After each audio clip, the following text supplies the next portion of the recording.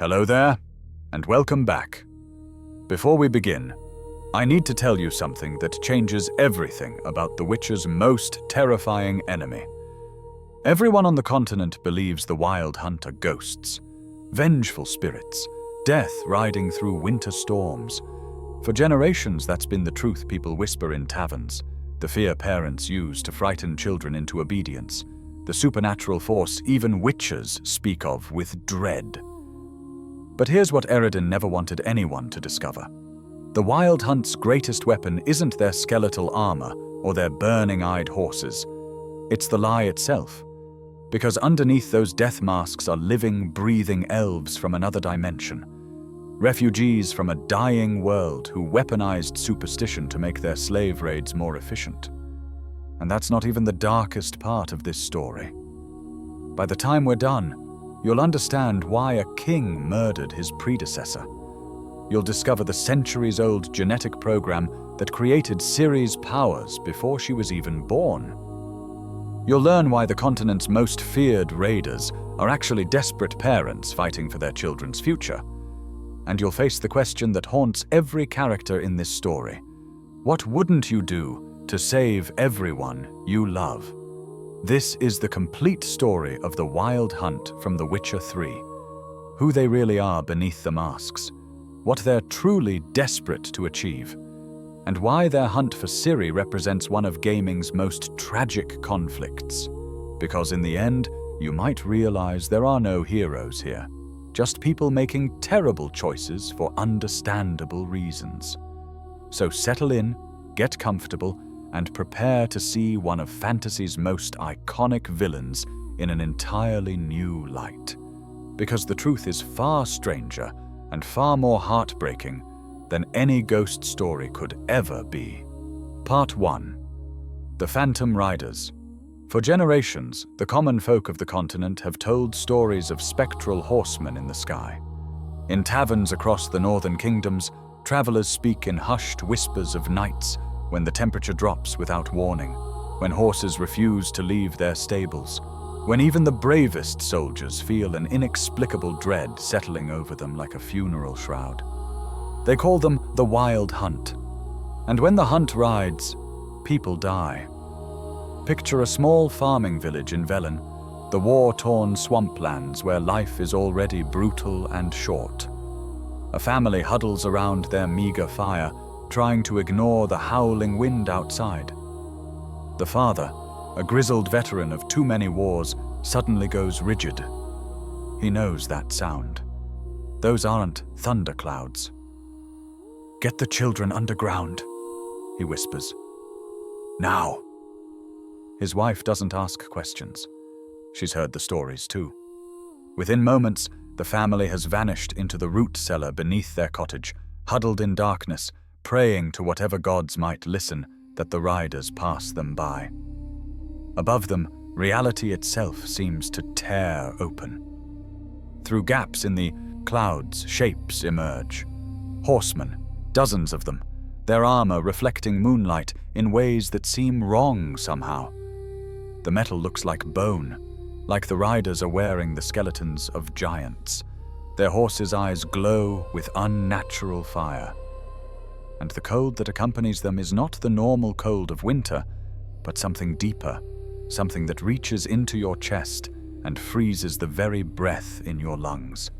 The hunt circles the village once, twice. Then, as suddenly as they appeared, they dive. The door of a cottage 3 houses down explodes inward. Screams pierce the night. Minutes later, the hunt rises back into the sky, and they carry someone with them. A young woman, unconscious or dead, draped across a rider's saddle like a hunting trophy. The hunt vanishes into the clouds. The village is silent except for the weeping of those who knew the woman, and the whispered prayers of those giving thanks. It wasn't them this time. Come morning, life continues. The villagers don't report the abduction to any authorities. What would be the point? The Wild Hunt cannot be fought. They cannot be reasoned with. They are a force of nature, like lightning or plague. You survive them or you don't. That's all there is to it. But here's what makes these raids especially terrifying. Nobody knows why the hunt takes the people they take. Sometimes it's young women. Sometimes it's men in their prime. Occasionally, it's children. There's no pattern anyone can discern, no way to protect yourself except to hide and pray. Some villages maintain underground shelters specifically for when the hunt rides. Others have watchmen whose only job is to listen for that terrible sound of hoofbeats in the sky and ring the warning bells. In the Skellige Isles, where the people maintain closer ties to the old traditions, they call the hunt by a different name: the Wraiths of Morhog. Legend says that centuries ago, a great battle was fought on the frozen seas between rival clans. So many died that the ocean itself turned red with blood. The dead were supposed to be given proper rites, funeral pyres to light their way to the afterlife. But a terrible storm prevented the survivors from performing the rituals. The story goes that the dead rose from the battlefield, still hungry for combat, and began an eternal hunt across the northern lights. On certain nights, when the aurora dances with particular violence across the Skellige sky, you can see shapes moving through the colored lights. Mounted warriors charging across heaven itself, forever seeking the glory of battle they were denied in death. The Jarls and Druids of Skellige speak of the wraiths with a reverence missing from continental folklore. To them, the hunt represents both a warning and a reminder. A warning that the proper rites must always be observed, that the dead must be honored, and a reminder that some hungers can never truly be satisfied, some wounds never healed. The wraiths hunt because hunting is all they. Remember, they take victims because taking is what warriors do. They are trapped in an eternal cycle of violence, and anyone unfortunate enough to cross their path becomes part of that cycle. In Nilfgaard, the great southern empire that prides itself on reason and scientific thought, scholars take a different approach. They've compiled reports from across the continent, attempted to find patterns in the hunt's appearances, tried to understand the phenomenon through careful study rather than superstition. One particularly dedicated group even founded an entire school devoted to studying the wild hunt, the School of the Viper. This school of witches, based in Nilfgaard, maintained vast libraries filled with testimonies from survivors, maps tracking reported sightings, theoretical frameworks attempting to explain what the hunt might actually be. They gathered everything from folk tales to first-hand accounts from soldiers who'd encountered the hunt on battlefields. The School of the Viper hypothesized that the wild hunt might be some form of interdimensional raiders, beings from another sphere who had found a way to cross into our world. This theory was remarkably close to the truth, though they lacked the evidence to prove it conclusively. They documented the cold that accompanies the hunt, noting that it seemed to defy natural laws. They recorded testimonies from people who had been taken by the hunt and somehow escaped, though these survivors were usually dismissed as insane by others. One such survivor, a farmer from Temeria, claimed he'd been taken to another world entirely. A world of beautiful cities and strange magic, populated by elves who looked almost human but weren't.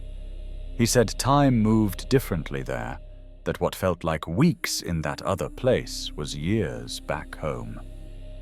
When he finally escaped through a portal and returned to his village, he found his wife remarried, his children grown, his farm sold to strangers.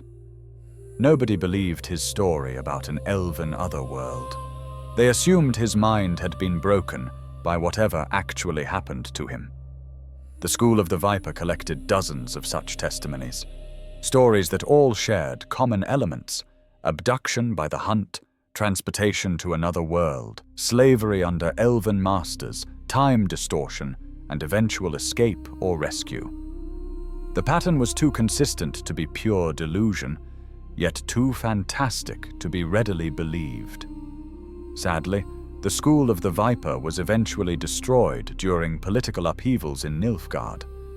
Their libraries were scattered or burned. Their research was lost. The few surviving members, like Letho of Gulet, carried some of that knowledge with them. But the comprehensive understanding the school had been building was gone.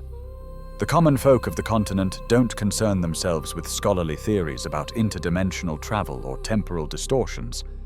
They know what they know. The wild hunt is death riding through the sky. When you hear those hoofbeats, you hide. When you see those spectral riders, you pray. And if they take someone you love, you mourn, because that person is gone forever into a fate worse than simple death. The hunt has become woven into the fabric of continental life. Parents frighten misbehaving children with threats that the hunt will take them if they don't behave. Soldiers use "May the hunt take you" as a particularly vicious curse. Artists depict the hunt in paintings and tapestries, always showing them as skeletal horrors, death incarnate. Bards compose songs about doomed heroes who try to fight the hunt and are destroyed for their hubris. And here's the truly brilliant part of the wild hunt's strategy.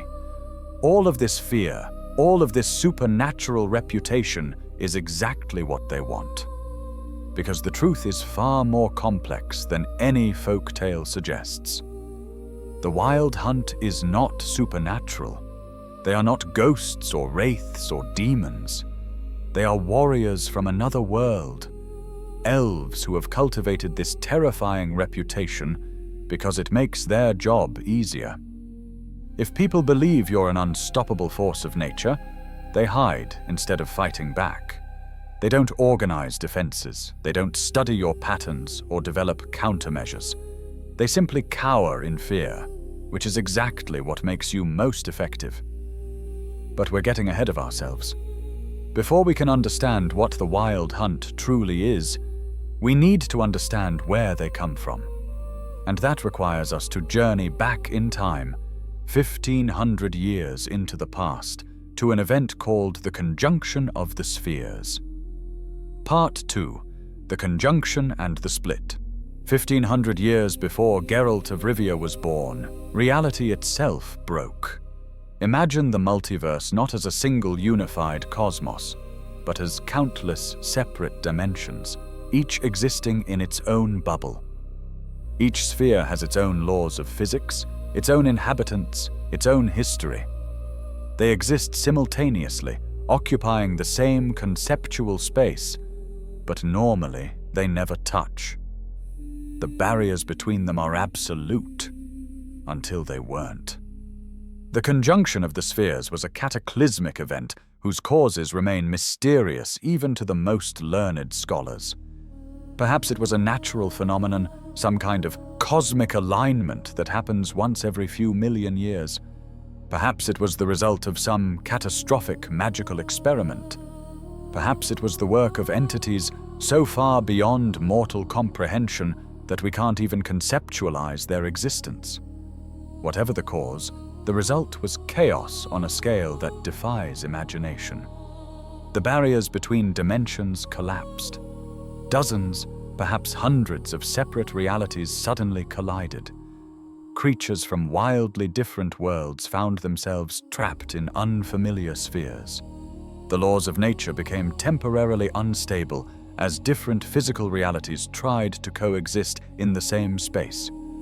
Magic surged and fluctuated wildly. It must have been a time of unimaginable terror and confusion. For the world that would become known as the continent, the conjunction changed everything.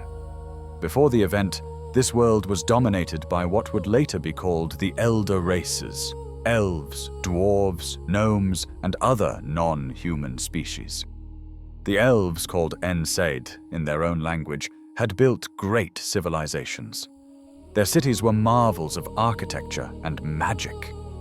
They possessed knowledge that modern scholars can barely comprehend.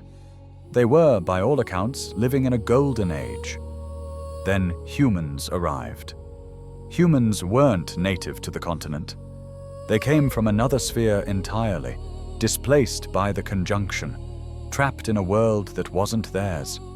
At first, They must have seemed like just another refugee species, disoriented and vulnerable. The elves, in their arrogance, didn't see them as a threat. That was a fatal mistake. Humans bred faster than elves. Much faster.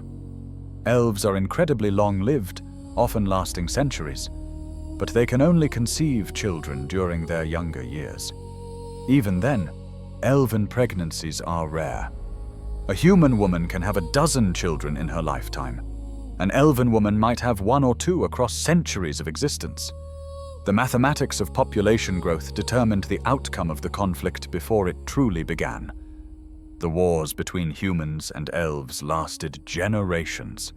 The elves won nearly every battle. They were individually more powerful, better trained, commanded magic that humans could barely comprehend. But for every elf killed, 3 or 4 or 5 humans took their place. The elves couldn't replace their losses fast enough. Slowly, inexorably, they were overwhelmed by sheer numbers. By the time we reach the events of the Witcher novels and games, the elves of the continent have been thoroughly defeated. They live as oppressed minorities in human kingdoms. Their great cities are ruins or have been taken over by human populations.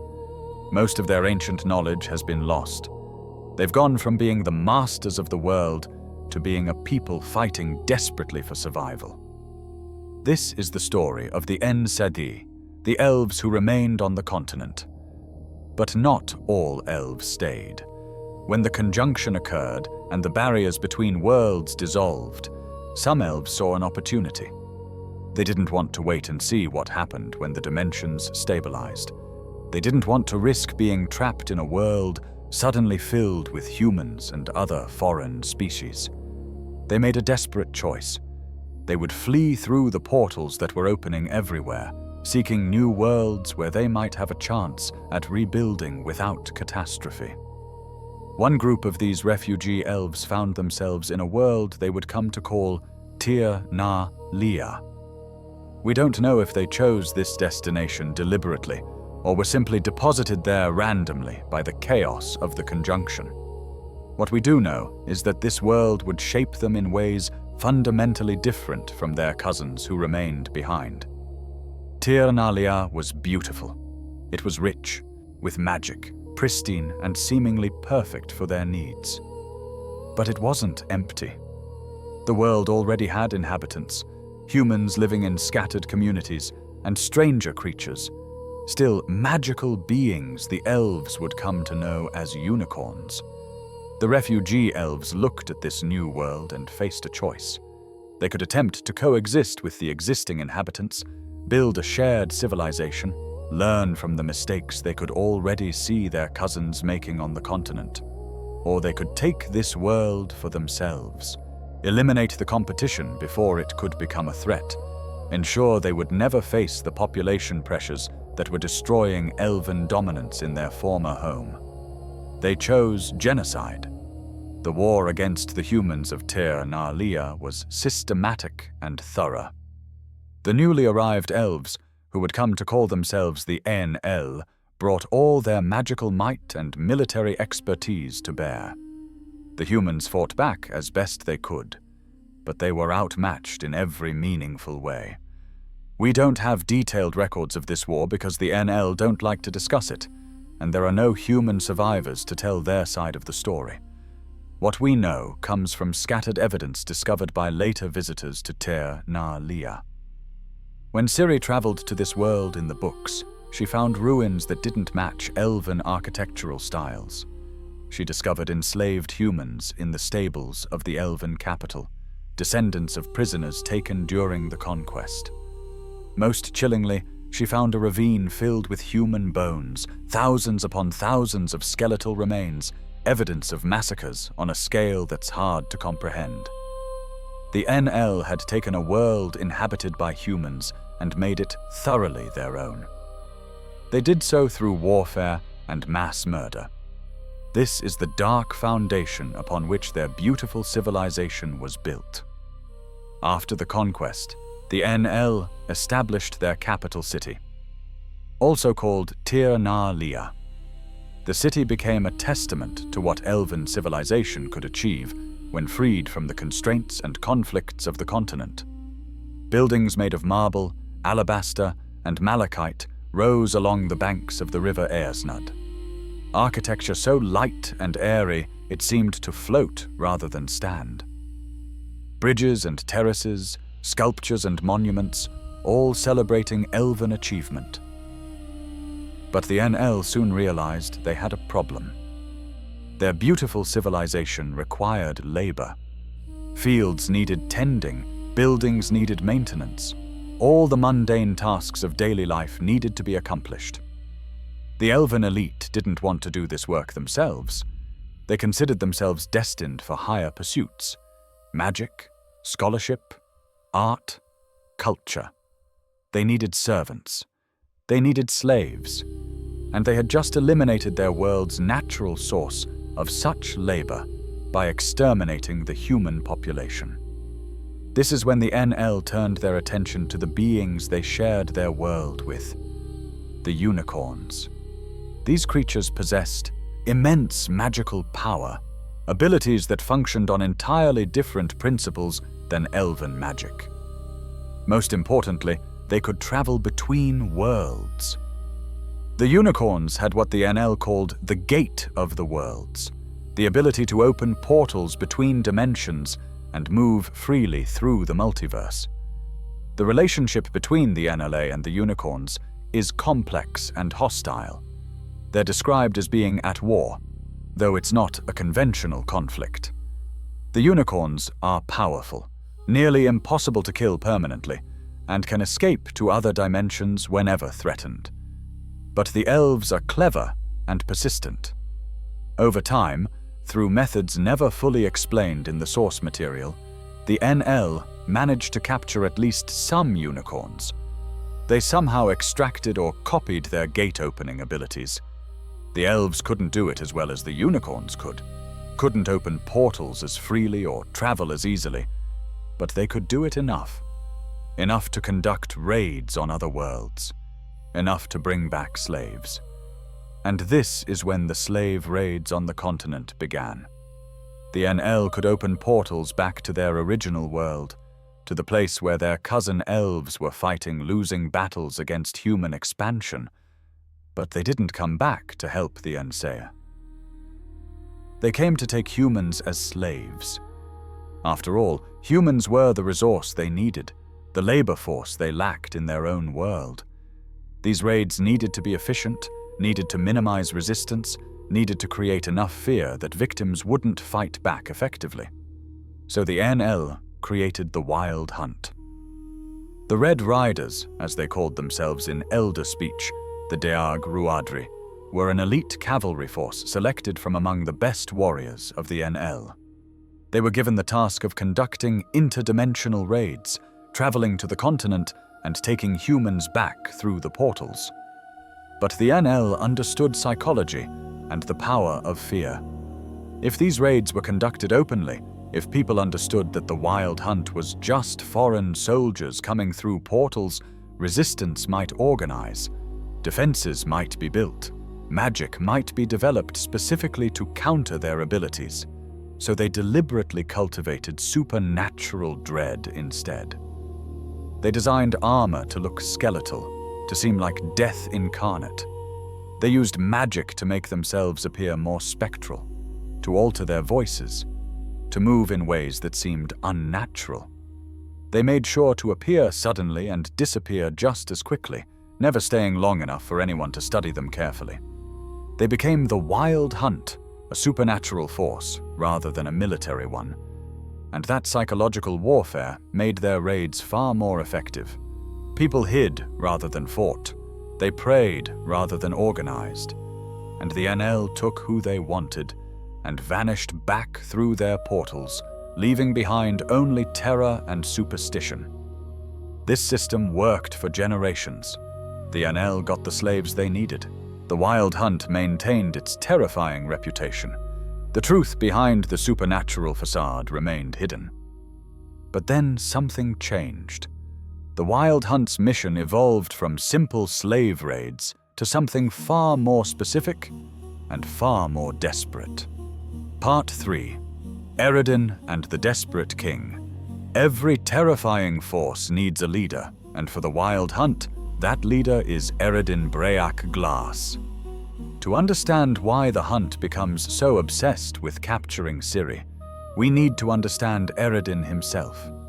Eredin rose to power in Tir Nalia through skill, ruthlessness, and political acumen. He was a general in King Oberon Muirsetak's forces, commanding the elite Red Riders who conducted raids on other worlds. King Oberon had ruled the NL for over 650 years, a testament to elven longevity and the strange way time flows differently in Tir Nalia. But Oberon had grown increasingly melancholic and withdrawn. The actual running of the kingdom fell more and more to others, to Eredin and to Avalak, a powerful sage and magical researcher. These two functioned as the de facto rulers while Oberon retreated into his palace. When opportunity presented itself, Eredin took it. The opportunity came in the form of Ciri's arrival in Tir Nalia. Avalaxas had lured her there as part of a plan to breed the elder blood back into pure Enellilins. The plan required Ciri to have a child with King Oberon himself. But Oberon found the prospect distasteful. Despite being theoretically interested in preserving the elder blood, the actual act of mating with someone he viewed as essentially a contaminated human hybrid disgusted him. Progress was not going well. Eredin approached Oberon offering what he claimed was an aphrodisiac to help with the king's difficulties. What he actually provided was either poison or a dangerously strong aphrodisiac that would prove fatal. The books leave this deliberately ambiguous. In Sapkowski's Lady of the Lake, Eredin appears genuinely surprised when he learns Oberon has died, suggesting the possibility that he intended only to incapacitate the king, not kill him. The novel leaves room for interpretation. Was this cold-blooded murder, reckless indifference, or a miscalculation that served his ambitions regardless? The games, however, take a firmer stance. In The Witcher 3, we see Eredin actively involved in poisoning Oberon, and Avalak explicitly accuses him of deliberate murder. The game depicts him picking up the fallen container with a sinister air, removing the ambiguity that Sapkowski carefully maintained. Either way, Oberon died, and Eredin claimed the throne. The transition seems to have been relatively smooth, suggesting Eredin had spent years building political support. There was no civil war, no major resistance. Perhaps many NL already saw him as their de facto leader. Perhaps the alternative, a destructive power struggle, was too dangerous to contemplate. Eredin consolidated power by appointing Geglers as his viceroy to handle day-to-day governance, while he focused on the Wild Hunt. He selected his most trusted warriors as generals. Carantha, a powerful mage, Imlerith, a brutal fighter. And he kept Gales close as both administrator and strategist. The armor Eredin wears as king of the Wild Hunt is deliberately designed for maximum psychological impact. Black steel, heavy and spiked, shaped to resemble a flayed body with exposed bone and muscle. The breastplate worked into skeletal ribs, the helmet shaped like a skull, the entire ensemble enameled in red in places to suggest exposed flesh and blood. When he rides at the head of the Wild Hunt, he looks like death itself made manifest. But beneath that terrifying armor is a mortal elf. Eredin can be wounded and killed. The armor and reputation are weapons, but the being inside is as vulnerable as any other living creature. What makes Eredin complex is his motivation. In the games, he's fighting for his world's survival. Tir Nalia is being consumed by something called the White Frost, an apocalyptic winter slowly freezing their reality out of existence. Eredin knows his civilization's only hope is to evacuate to another world, which requires someone with Ciri's elder blood power to open portals large enough for millions to pass through. He's willing to do absolutely anything to achieve this goal. He kidnaps, enslaves, tortures, kills without apparent remorse. He threatens and manipulates and betrays whenever it serves his purposes. He is, in every practical sense, a villain. But he's a villain with understandable motivation. If your entire world was dying, if everyone you knew would cease to exist unless you took drastic action, what wouldn't you do? Where's the line between necessary survival and becoming a monster? Eredin crossed that line long ago, but he doesn't see it that way. From his perspective, he's doing what any good king would do, whatever it takes to save his people. This doesn't make him sympathetic exactly. His methods are monstrous. But it makes him far more interesting than a simple monster would be. He forces us to confront uncomfortable questions about ends justifying means, about what we might do if faced with impossible choices. Part 4. The Elder Blood. A genetic weapon. Now we reach the heart of why the Wild Hunt is so desperate to capture Ciri specifically. It's not just about her as a person. It's about what flows through her veins. The Elder Blood. The story begins centuries before Ciri's birth, with the NL recognizing a fundamental problem. Elves live for centuries, but can only conceive children during their younger years. This biological limitation means elven populations grow very slowly. When competing with humans who breed much faster, the mathematics doom elves to eventual defeat through sheer numbers. The Severn, the elven sages, began a project. It was essentially genetic, engineering through selective breeding and magical manipulation. They studied the unicorns, whose ability to open portals between worlds seemed to operate on principles different from normal magic. They identified genetic markers that predisposed individuals toward dimensional manipulation abilities. They began tracking elven bloodlines, identifying those with the most potential, arranging marriages designed to concentrate these desirable traits. The program spanned generations, each coupling carefully planned to bring their creation closer to fruition. They called the trait they were developing Hen Ikea, Elder Blood. The crowning achievement was Lara Doran ap Shiadal. Born in Tir na Lia, daughter of King Auberon himself, she carried the fully activated Elder Blood. She could open portals between worlds without needing the unicorn's help. She could travel through dimensions almost at will. She could manipulate space and time in ways that defied explanation. She was exactly what the NL had been working toward for centuries. The plan was for Lara to be paired with Avalak, whose magical abilities would complement hers. Their children would carry the Elder Blood in even stronger form. Eventually, through continued selective breeding, the NL would have an entire generation with these abilities, enough to secure their civilization's future. Then Lara fell in love with the wrong person. Using her ability to travel between worlds, Lara visited the continent. There she met Cregennan of Lod, a human mage who advocated for peaceful coexistence between elves and humans. He saw Lara not as a weapon or genetic experiment, but as a person. She saw in him something she'd never experienced in Tir na Lia, someone who valued her for herself. They fell in love. They had a child together. And in doing so, they disrupted centuries of careful genetic planning. The Elder Blood was no longer concentrated in pure NL lines where it could be controlled. It was now in a half-human child, contaminated in the eyes of the NL. The story of Lara and Cregennan ended in tragedy. Depending on who tells it, they were either murdered by humans who couldn't accept their relationship or killed by elves for the same reason.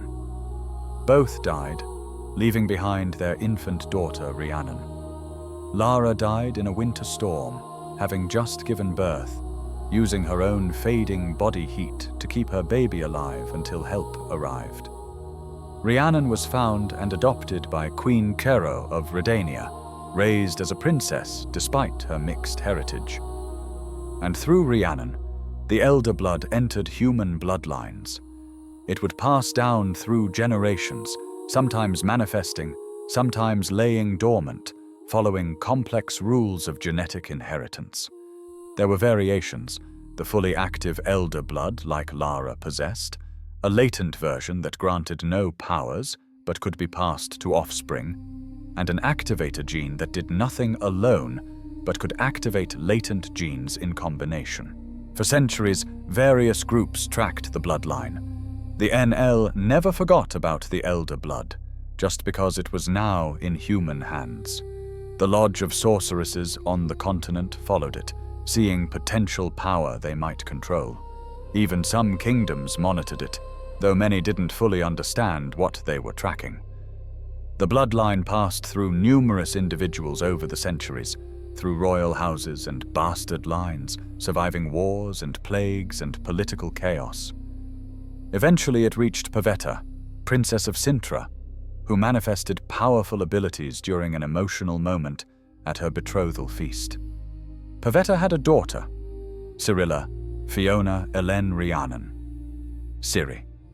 And in Ciri, the elder blood manifested more strongly than in anyone since Lara Doran herself.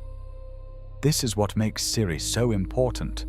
She doesn't just carry the elder blood, she has access to its full power, the ability to travel between worlds, to manipulate time and space, to tap into forces most mages can barely comprehend.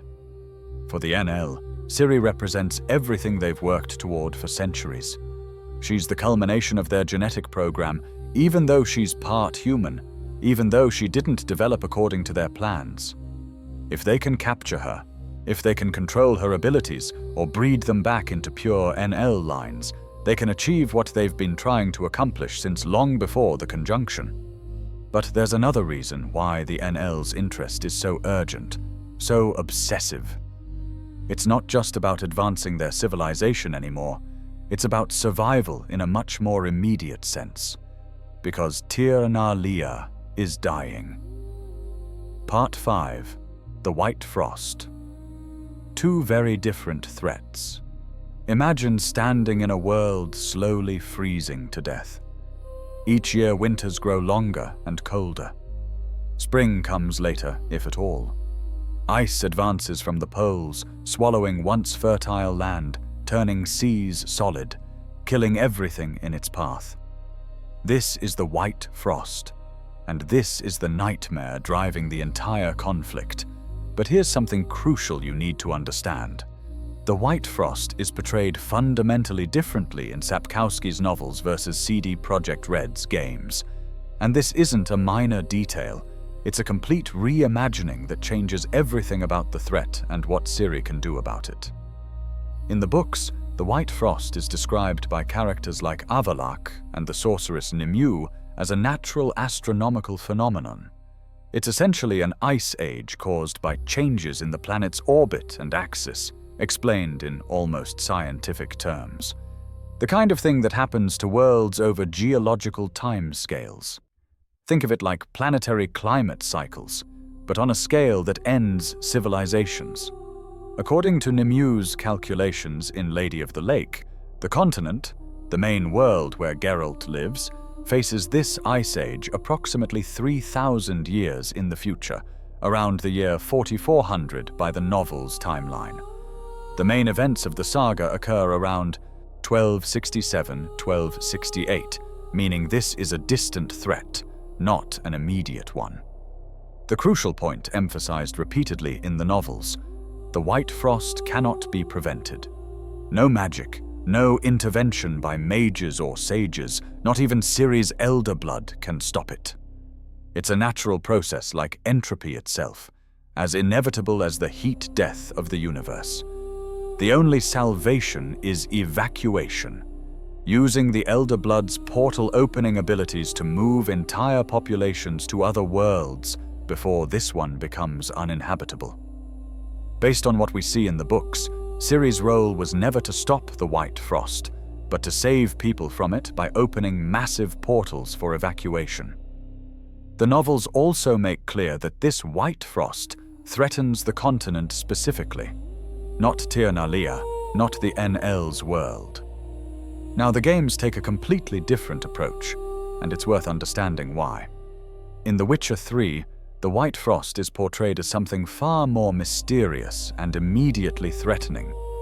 It's presented almost as a living force or mystical entity, an entropic apocalypse that doesn't just affect one world but travels between dimensions like a plague, consuming entire realities in sequence.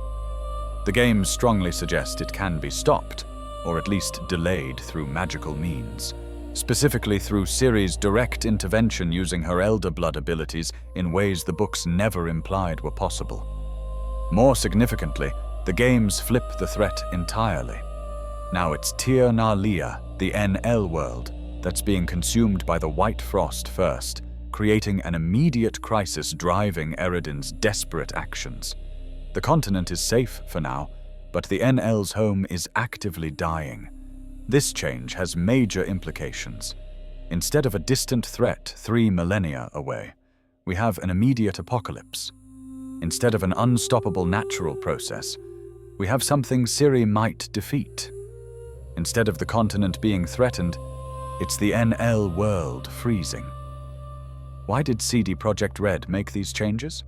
Based on what we can reasonably infer from the game's narrative structure, they needed an immediate threat to Tirnalia to justify Eredin's obsessive pursuit of Ciri within the game's timeline. They also needed an ending where Ciri could heroically confront something rather than simply evacuating populations, a more satisfying conclusion for an action RPG. The game version makes the threat more cinematic, more suitable for a medium where the protagonist needs to actually do something to save the day. It transforms what was in the books, a distant, inevitable natural disaster that required accepting and evacuating, into an immediate supernatural crisis that can be confronted and potentially defeated through courage and sacrifice. For the purposes of understanding the Wild Hunt's motivation in The Witcher 3, which is what we're focused on, we need to work with the game's version. In the game's continuity, the NL face immediate extinction. Their beautiful capital, their civilization, their entire world, all being consumed by ice and cold. Not in 3,000 years. Now. Or at least soon enough that action must be taken immediately. The NL's greatest scholars have studied this threat extensively. Based on what the game tells us, they've concluded they cannot stop it. Their magic, despite centuries of development, is insufficient against a force of this magnitude. If they cannot stop the White Frost, they have limited options. They can stay in Tirnalia and die when the frost consumes everything. This is obviously unacceptable. They can find pockets of their world that might resist the frost longer, surviving in shrinking territories. This only delays the inevitable. Or they can leave. They can evacuate their entire civilization to another world, abandoning Tirnalia and rebuilding somewhere else. This is the option the NL have chosen. But it presents enormous challenges. Moving a few dozen people through portals is one thing. Moving an entire civilization, potentially millions of elves, requires portal-opening capabilities far beyond what the NL currently possess. Their stolen unicorn-derived abilities are limited, insufficient for mass evacuation. This is where Ciri becomes essential. Her Elder Blood gives her the power to open massive, stable portals that could allow millions to pass through. She could create gateways between dimensions that would stay open long enough for entire cities to evacuate. She could save the NL if she could be convinced or compelled to use her power for their benefit. She is, quite literally, their last hope for survival. Now consider the moral complexity of this situation. The NL are slavers and conquerors who committed genocide. They are not heroes, but they're also facing the complete extinction of their civilization. Everyone Eredin knows, every place he's lived, every aspect of his culture and history will cease to exist if he fails. In that context, what wouldn't you do? If kidnapping one girl and forcing her to use her powers would save everyone you care about, would you do it? Most people, if honest, would probably answer yes. But there's another dimension to consider. Where would the NL evacuate to? The most obvious target is the continent, a world the Wild Hunt already knows well from their raiding operations. It's relatively stable, not currently threatened by apocalyptic phenomena, with resources and space that could support a large population. But it's already inhabited. Humans dominate most of it. The Enzaith struggle as oppressed minorities. Where exactly would millions of NL elves go? The implicit answer is they would conquer it. They would use Ciri's power to open portals, then send through not raiding parties, but armies. They would wage a war of conquest against the kingdoms of the continent, overwhelming them through superior magic and surprise. They would do to the humans of the continent what they did to the humans of Tir Nalia centuries ago, eliminate them and take their world. So Eredin's desperate plea for survival comes with an enormous cost: the potential conquest and genocide of the continent's entire population. He's not just asking Ciri to save his people, he's asking her to enable the destruction of her own world, the murder or enslavement of everyone she knows. This is what makes the Wild Hunt such an effective narrative device. It provides understandable motivation for the antagonists while not excusing their actions. Yes, the NL face extinction, but their solution involves enormous harm to others.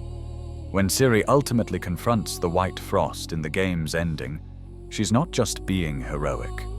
She's preventing the scenario Eredin wanted, where she would be used to evacuate the NL at the cost of her own world.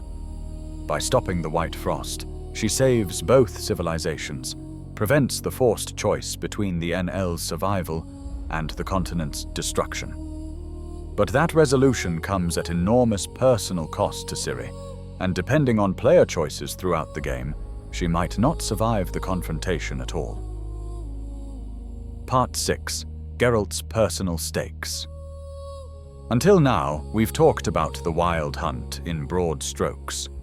But for Geralt of Rivia, the hunt is deeply, painfully personal. The story begins in the period between the novels and the first game. Geralt and Yennefer had supposedly died at the end of the book series, but were resurrected through means never fully explained. They retreated from the world, seeking peace after everything they'd endured. They found a small island far from political conflicts and tried to build something resembling a normal life. The Wild Hunt had other plans. Eredin needed a way to lure Ciri out of hiding. She was protected, difficult to reach, and possessed powers that made capturing her extremely challenging. But she cared deeply about two people, Geralt and Yennefer. If Eredin could capture them as hostages, Ciri would come. She wouldn't be able to resist a tempting rescue. The assault on the island was sudden and overwhelming. Wild Hunt riders streamed through portals, surrounding Geralt and Yennefer before they could mount effective defense. Geralt fought. He's a witcher, trained since childhood in combat, enhanced by mutations making him far more capable than any normal human. He killed several Wild Hunt warriors, but he was outnumbered, outmaneuvered, facing enemies who could disappear and reappear at will. Yennefer was captured, dragged through a portal before Geralt could prevent it. The Wild Hunt pulled back, leaving Geralt alive but defeated. They had their bait. Now they would wait for Ciri. But Geralt didn't wait. He gathered other witches, Letho of Gullet and two others from the School of the Viper. Together, this small band tracked the Wild Hunt across dimensions. How they managed this remains somewhat mysterious. Perhaps Letho's school possessed knowledge about detecting portal signatures. Perhaps they had help from mages. Perhaps sheer witcher persistence was enough. They caught up to the hunt at the Hanged Man's Tree in Nilfgaard. The battle was brutal. 4 witches against dozens of wild hunt warriors. The witches held their own through skill and ferocity, but they couldn't win. There were too many enemies. A stalemate formed. Eredin made his offer. He didn't need to fight to the death. He already had bait to lure Ciri. If Geralt wanted to trade himself for Yennefer, Eredin was willing. Either hostage would work. Geralt agreed without hesitation. He knew it was likely a trap, knew he was probably dooming himself to worse than death. But he couldn't leave Yennefer in the hunt's clutches. He made the exchange. Yennefer was released to Letho and the others.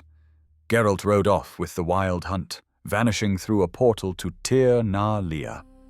What happened during Geralt's time with the hunt remains largely mysterious. We catch glimpses in flashbacks and nightmares. He rode with them, witnessed their operations from the inside. Whether he cooperated voluntarily, was magically compelled, or simply had no choice isn't clear. The king of the wild hunt in the first game appears to Geralt as a phantom, a projection sent across dimensions to remind him of his time with the hunt, to torment him with memories he can't fully access. These encounters suggest psychological manipulation, mental conditioning, attempts to break him or reshape him. But Ciri eventually found him. Using her powers, she tracked Geralt across dimensions despite the wild hunt's attempts to hide him. When she confronted them, she used her abilities to teleport Geralt away before they could stop her, bringing him to the woods outside Kaer Morhen. The rescue came with an unexpected cost. Geralt woke with almost complete amnesia. He couldn't remember who he was, couldn't remember Yennefer or Ciri or his previous life. The first Witcher game begins with this amnesia-stricken Geralt trying to piece together his identity.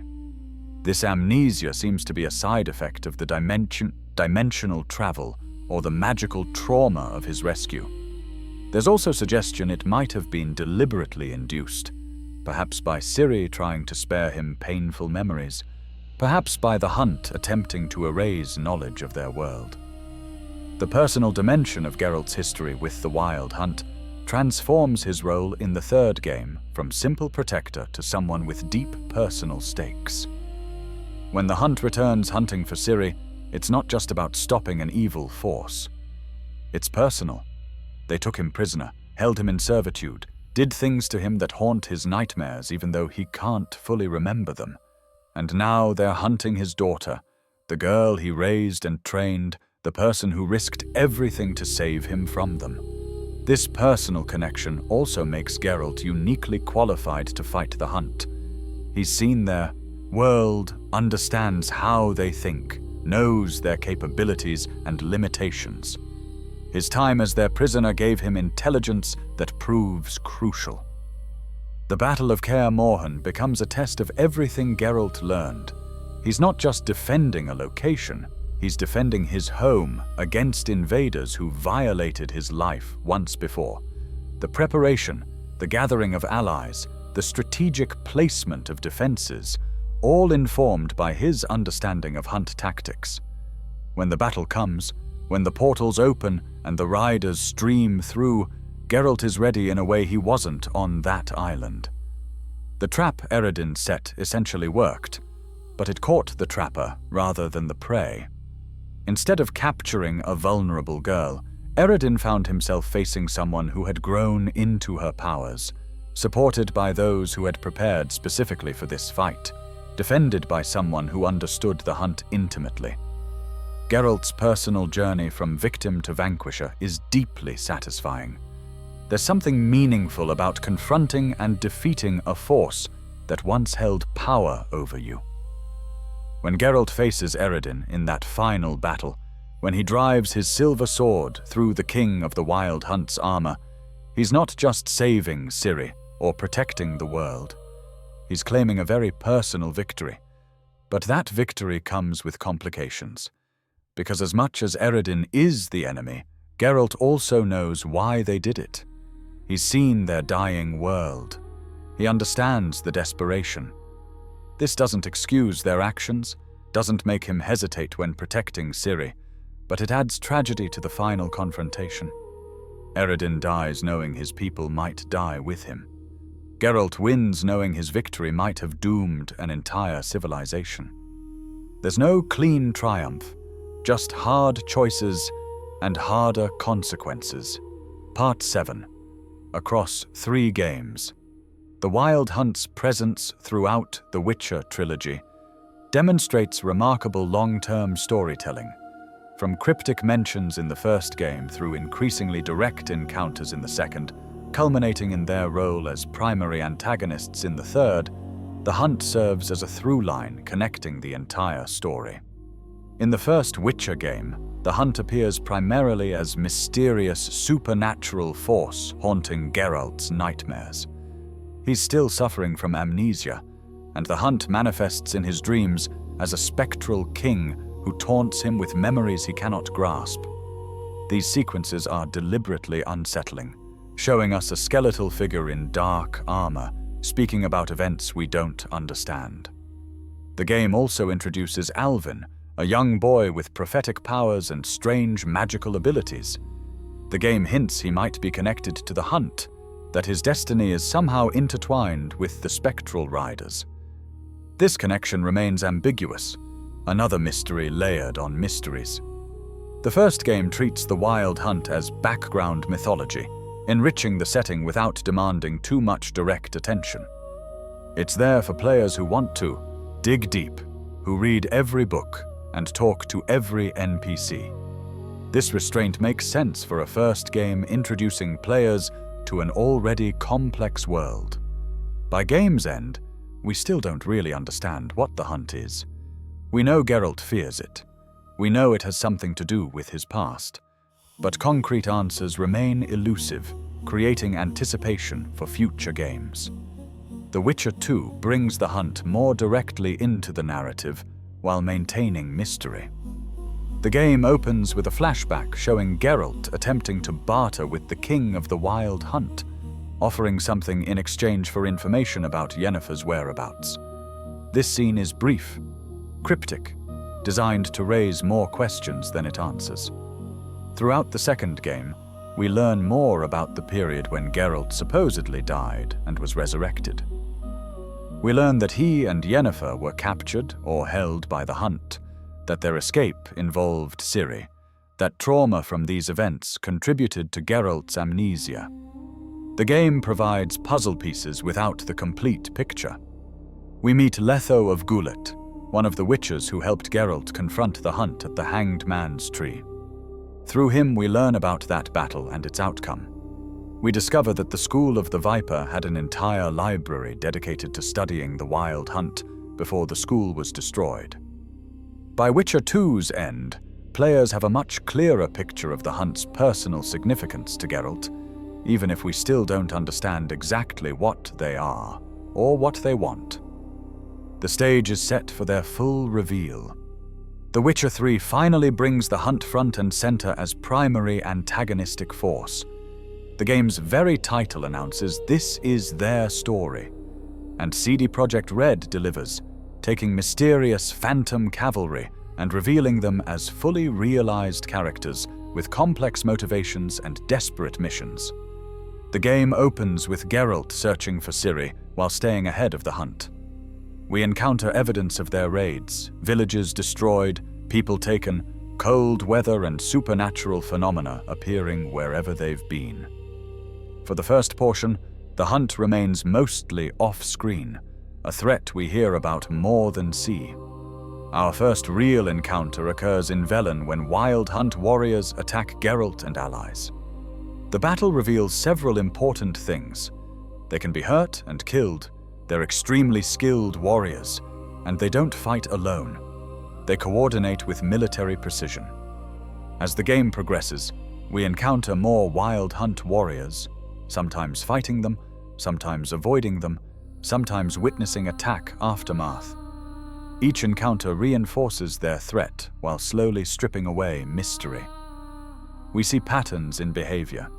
They're searching for something specific. They interrogate people before killing them. They can track Ciri across vast distances.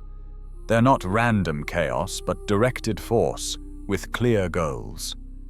The middle section brings us to Skellige, where we find Ciri hiding in an enchanted hut on the Isle of Mists. This discovery leads to the game's most memorable set piece, the assault on Kaer Morhen. The Battle of Kaer Morhen is brilliant as both gameplay and storytelling. It gives us our first close look at Hunt commanders, including brutal Imlerith and cold mage Carantha. It shows the Hunt using full capabilities, mass teleportation, coordinated magical attacks, summoned creatures. It demonstrates their tactical sophistication. And it shows them being pushed back, driven off by Ciri's power manifesting in desperate need, proving they're not invincible. After Kaer Morhen, the Hunt's pursuit becomes more direct and desperate. They can no longer pretend this is just another raid. They've committed full forces to capturing Ciri and taken serious casualties. The remainder involves tracking down their generals one by one, weakening their threat. The hunt for Imlerith takes us to Bald Mountain, where we interrupt an ancient ritual and face the brutal warrior in single combat. His death is satisfying but slightly tragic. He dies loyal to Eredin's vision, believing he's fighting for his people's survival. His last words express no regret, just stubborn conviction his cause was just. Carantha's death comes during defense of Caer Trolde in Skellige, where he's attempting to open a massive portal for reinforcements. The battle showcases his magical power, his cold intellectualism, how he views everyone else as pieces on a board to be moved and sacrificed. When he falls, he seems almost surprised that inferior beings managed to overcome him. Gale survives because he can be turned. Through careful dialogue and showing him evidence of Eredin's betrayal of King Oberon, Geralt convinces the Viceroy that following Eredin leads only to ruin. This is brilliant narrative design, giving players an alternative to violence, allowing them to win through diplomacy. The final confrontation with Eredin takes place after Ciri has entered the White Frost to attempt stopping it. The world is falling apart, realities bleeding into each other, and in this chaos, Geralt faces the King of the Wild Hunt. The battle is desperate, difficult, meaningful. They fight across multiple planes of reality. When Eredin falls, mortally wounded, he has one last piece of information. Avallac'h has been manipulating everyone. Everything has been according to his plan. Whether this is truth or desperate misdirection, we never fully learn. But it plants seeds of doubt that add complexity to the resolution. The Wild Hunt's portrayal across 3 games demonstrates masterful long-term storytelling. They're introduced as mysterious background, gradually developed into personal threats, and finally revealed as fully realized antagonists with complex motivations. Each game adds layers while maintaining core elements that make them compelling. Part 8. The cultural roots. Before The Witcher made the Wild Hunt central to its fantasy world, the concept existed for centuries in European folklore. Understanding these real-world inspirations helps us appreciate Sapkowski's adaptation. The Wild Hunt appears in Germanic, Norse, Celtic, and Slavic traditions. With varying details but consistent core concept, a supernatural hunting party riding through the sky, typically at night, often during storms, serving as omen of disaster or death. In Germanic traditions, the hunt is closely associated with Odin, called Wotan in Old High German. Odin would lead a host of dead warriors through the sky during winter nights, hunting supernatural prey and gathering souls. As Christianity spread through Germanic lands, Odin's image transformed from kingly god to something darker and more threatening. The Germanic name Wilder Jagd literally translates to wild hunt or wild chase. Stories spread throughout German-speaking regions with local variations. In some versions, the hunt pursues elves or supernatural beings. In others, It hunts wild animals representing human sins. The variation suggests mythology evolving organically, adapting to local beliefs. In Anglo-Saxon England, it was called Herlething, named after legendary King Herla, who was tricked by a fairy king into attending an otherworldly wedding. When Herla returned to the mortal world, he discovered centuries had passed during what seemed like a single night. Unable to dismount without crumbling to dust due to accumulated years, he and his men were doomed to ride forever. Scandinavian traditions called it Asgårdsreia, the Asgard's Ride, directly connecting it to Norse mythology and realm of gods. Here the hunt was led by Odin in his role as Psychopomp, guide of souls to afterlife. The Asgårdsreia would appear during Yule, the winter festival, collecting spirits of those who died during the year. Celtic traditions, particularly in Wales and Ireland, had similar concepts with different names. The Welsh spoke of Cwan Anwan, the hounds of Anwan, spectral dogs hunting alongside riders from the otherworld. An Duidion was the Welsh name for the fairy realm, existing parallel to the mortal world but operating by different rules. In Irish mythology, similar hunts were associated with the Tuatha Dé Danann, the fairy folk who had once ruled Ireland before being driven underground. These hunts could be beautiful and terrible simultaneously, showcasing the dual nature of fairies themselves. Polish folklore, which particularly influenced Sapkowski since he's Polish, called the phenomenon dziki gon, dziki łów, or sometimes the Sagan hunt.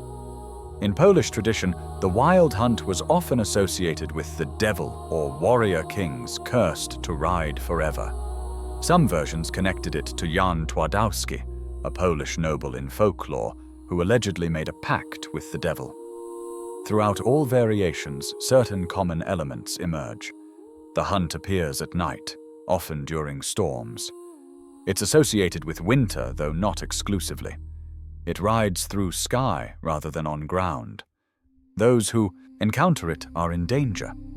The hunt is sometimes malevolent, sometimes simply indifferent, but never truly safe. The medieval church had complex relationships with wild hunt legends. Church authorities tried to suppress pagan beliefs, dismissing the hunt as superstition or explaining it as demonic forces. But the hunt could be theologically useful, serving as example of what happened to sinners. The hunt appeared in medieval romances and literature. In Sir Orfeo, a medieval retelling of Orpheus set in England, the wild hunt serves as the fairy court that abducts the protagonist's wife. The story uses the hunt to explore themes of desire, loss, and price of transgressing boundaries between worlds.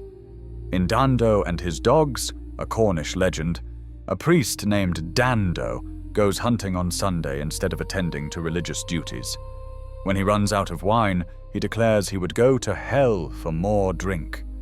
A stranger appears with wine, steals Dando's game, then takes Dando himself. The legend claims this sight has been seen ever since, serving as moral warning. The psychological and cultural functions are fascinating to consider. In pre-modern Europe, where life was brutal and uncertain, the hunt served several purposes. It provided explanation for inexplicable phenomena like certain cloud formations, aurora borealis, strange sounds during storms.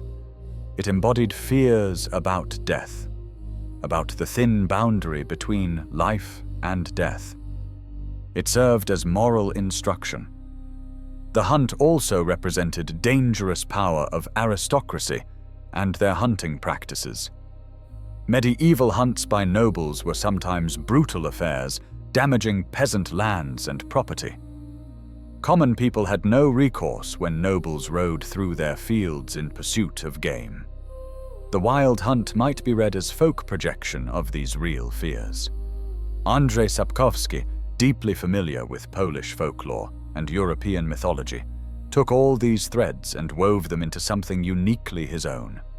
His wild hunt maintains core elements from folklore: spectral riders in sky, association with winter and storms, terror they inspire, sense that encountering them brings disaster.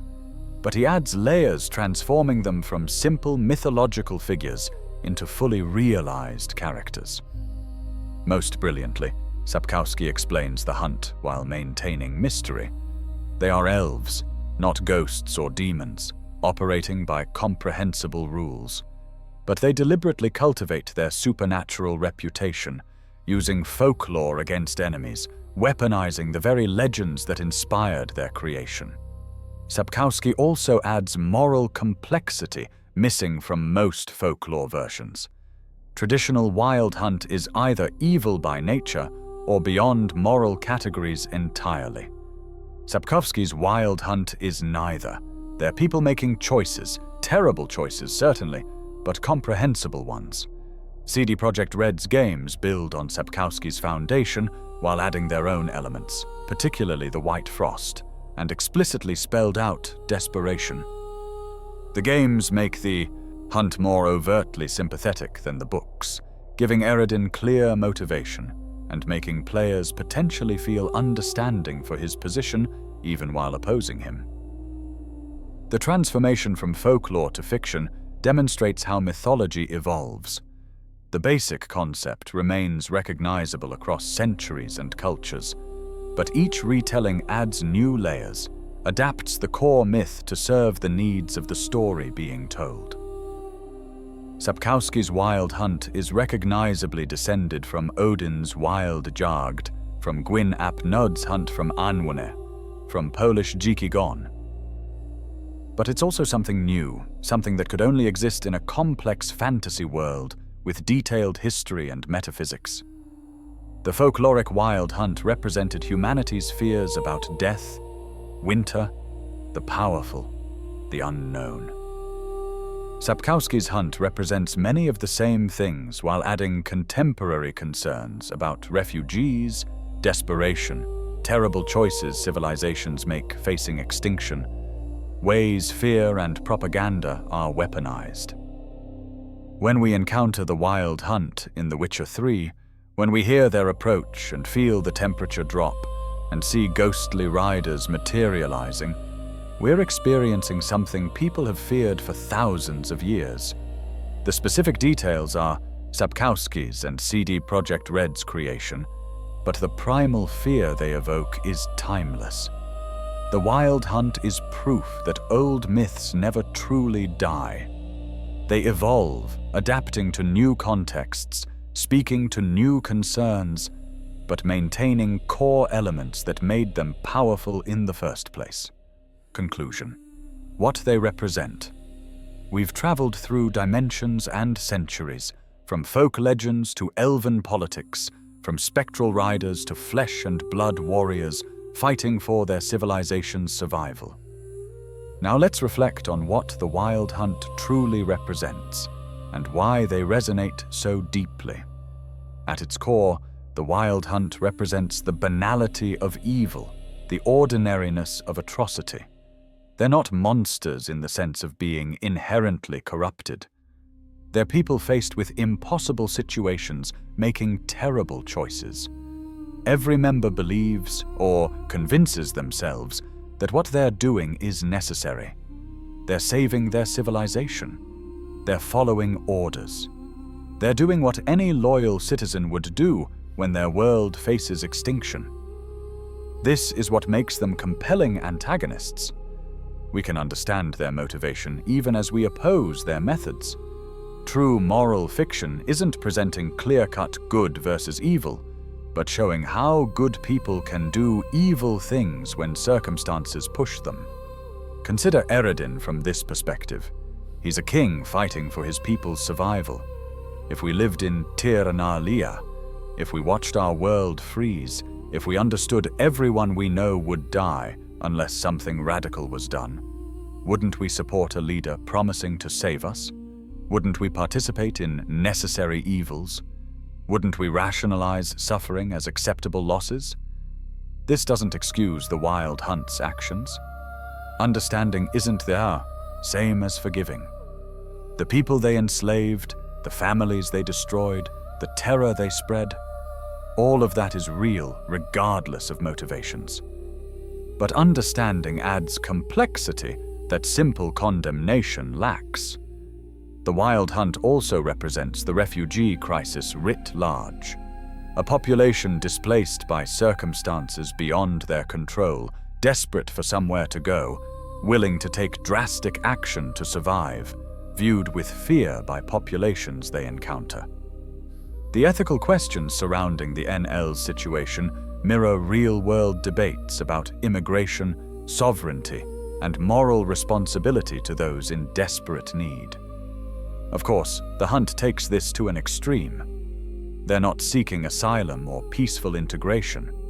They're planning conquest, intending to take what they need by force, preparing to commit genocide. This prevents the story from becoming simple political allegory. But they do represent fears that refugees inspire in some people. The nightmare scenario where desperate outsiders become existential threats. Thematically, the Hunt embodies obsession and its costs. Eredin becomes so focused on capturing Ciri, so convinced she represents his only path to salvation, that he loses perspective. He sacrifices more and more, pursuing this single goal until he's sacrificed everything, including his life. His obsession blinds him to alternative solutions, makes him dismiss warnings, drives him to increasingly desperate actions that ultimately guarantee his failure. This is tragedy in the classical sense, a character undone not by external forces but by their own choices and character flaws. Eredin had options. He could have sought diplomatic solutions. He could have tried negotiating with Ciri. He could have focused his civilization's energies on finding other ways to survive. But his personality, his belief in force as answer to all problems, his inability to see Ciri as anything more than a tool to be acquired, all of this determined his path and eventual defeat. The Hunt also represents danger of dehumanization. Throughout their pursuit, they never really see Ciri as a person. She's the bearer of elder blood, the key to survival, a genetic resource to be captured and utilized. They don't care about her hopes or fears or desires. They don't consider her right to choose her own path. She exists only as means to their end, and that refusal to see her humanity ultimately dooms their efforts. This is significant because dehumanization is what enables atrocity. It's easier to enslave people when you don't see them as fully human. It's easier to destroy civilizations when you view inhabitants as obstacles rather than people with valid existence. The Hunt's failure to recognize Ciri's personhood, their insistence on treating her as object rather than subject, is both moral failing and tactical mistake. Geralt's relationship with Ciri provides the counter to this dehumanization. He protects her not because of what she can do, but because of who she is. He values her agency, teaches her to make her own choices, respects her right to determine her fate. This is why he ultimately succeeds where the Hunt fails. The contrast illustrates the story's central moral argument.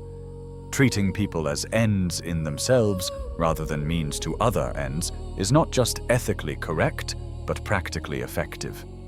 The Hunt's failure to understand this costs them everything. From a gaming perspective, the Hunt's defeat provides catharsis from overcoming something seemingly impossible. For most of the trilogy, they're presented as overwhelmingly powerful, an unstoppable force that even experienced witches can barely survive encountering, which makes defeating them all the more satisfying. But the game doesn't let that victory be purely triumphant. The ending, particularly if Ciri doesn't survive her confrontation with the White Frost, reminds us that winning battles doesn't always mean winning wars, that defeating antagonists doesn't guarantee happy endings, that sometimes the cost of victory is so high it feels like defeat. This bittersweet quality is part of what makes The Witcher 3's ending so memorable. It refuses simple resolution. insisting we sit with complexity and ambiguity even after the final boss is defeated. Eredin lies dead, but we remember his dying words about Avalak. The hunt is broken, but we don't know what happens to surviving ANL or whether Tir Nalia is saved. Ciri may or may not survive, depending on choices made throughout the game. Looking at the hunt's impact on the Witcher franchise, they've become iconic in ways demonstrating truly successful world building. They're recognizable even to people who haven't played the games or read the books. Their distinctive armor, their role as omens of doom, their connection to ancient folklore, all of this has made them memorable beyond their immediate story function. They represent everything The Witcher does well, taking inspiration from real mythology, adding layers of complexity and moral ambiguity, creating characters who are neither purely good nor purely evil. They're proof that fantasy antagonists don't need to be world-ending demons to be effective. Sometimes the most compelling villains are simply people with comprehensible motivations making choices we disagree with. As we reach the end of our exploration, I hope you've come to appreciate the Wild Hunt, not just as video game villains, but as complex creations blending folklore, political philosophy, moral questions, and personal drama.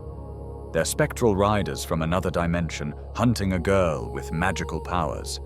But they're also refugees facing extinction, warriors following orders they believe necessary, people making terrible choices in pursuit of survival.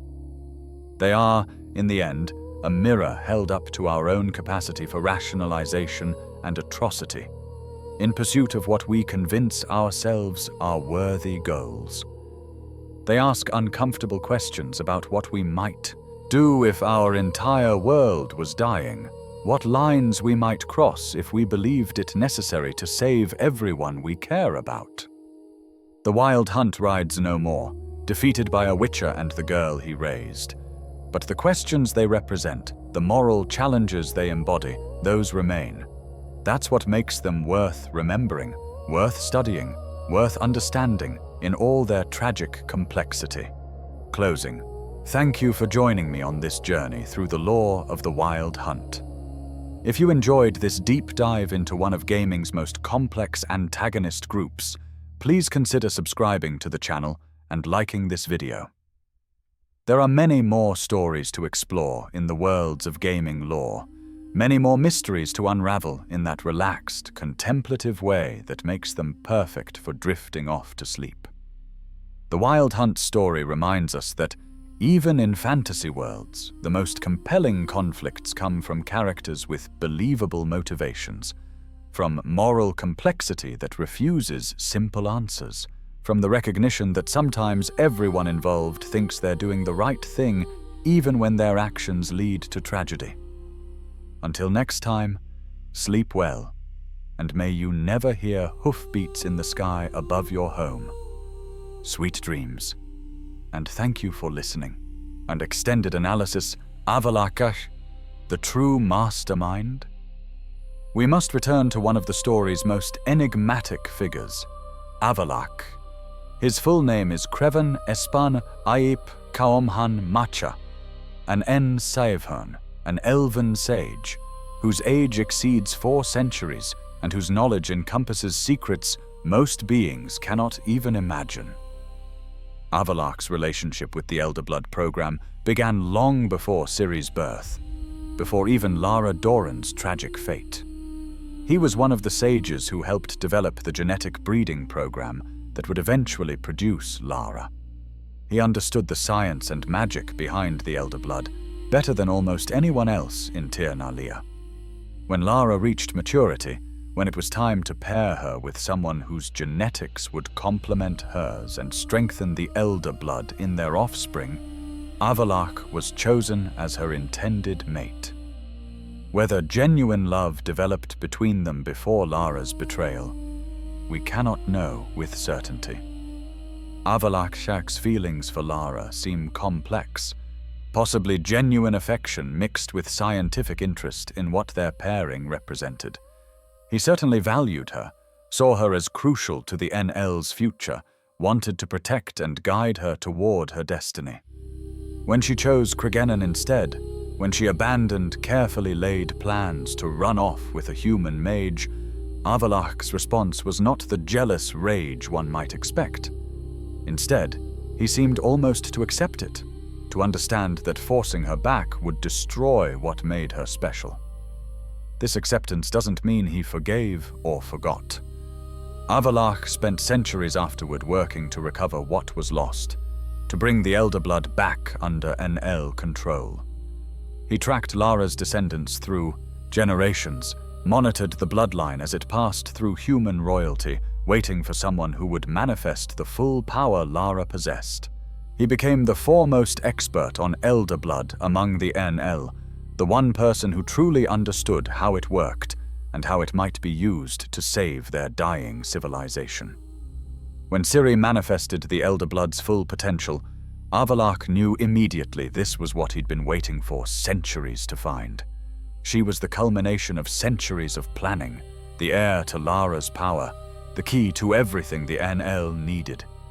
He set in motion an elaborate plan to bring her to Tir Na Lia, to recreate the breeding program Lara had disrupted, to finally achieve what should have been achieved generations ago.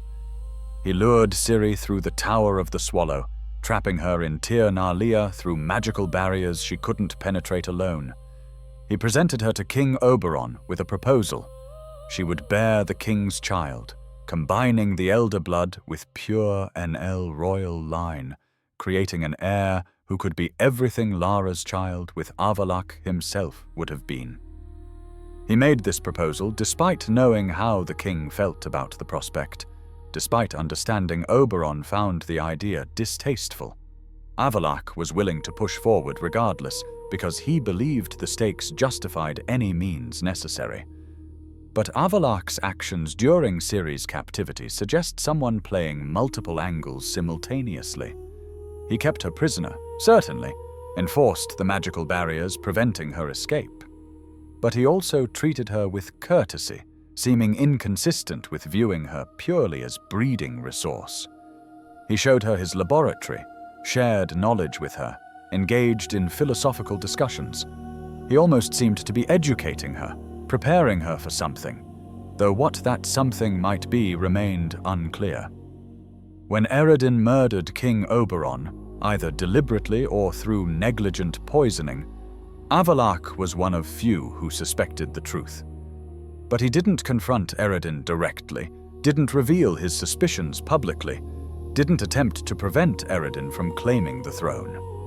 This suggests either cowardice, which seems inconsistent with what we know about Avallac'h, or a deeper plan where Eredin's ascension actually served purposes Avallac'h supported. Perhaps he wanted someone more ruthless than Oberon in charge.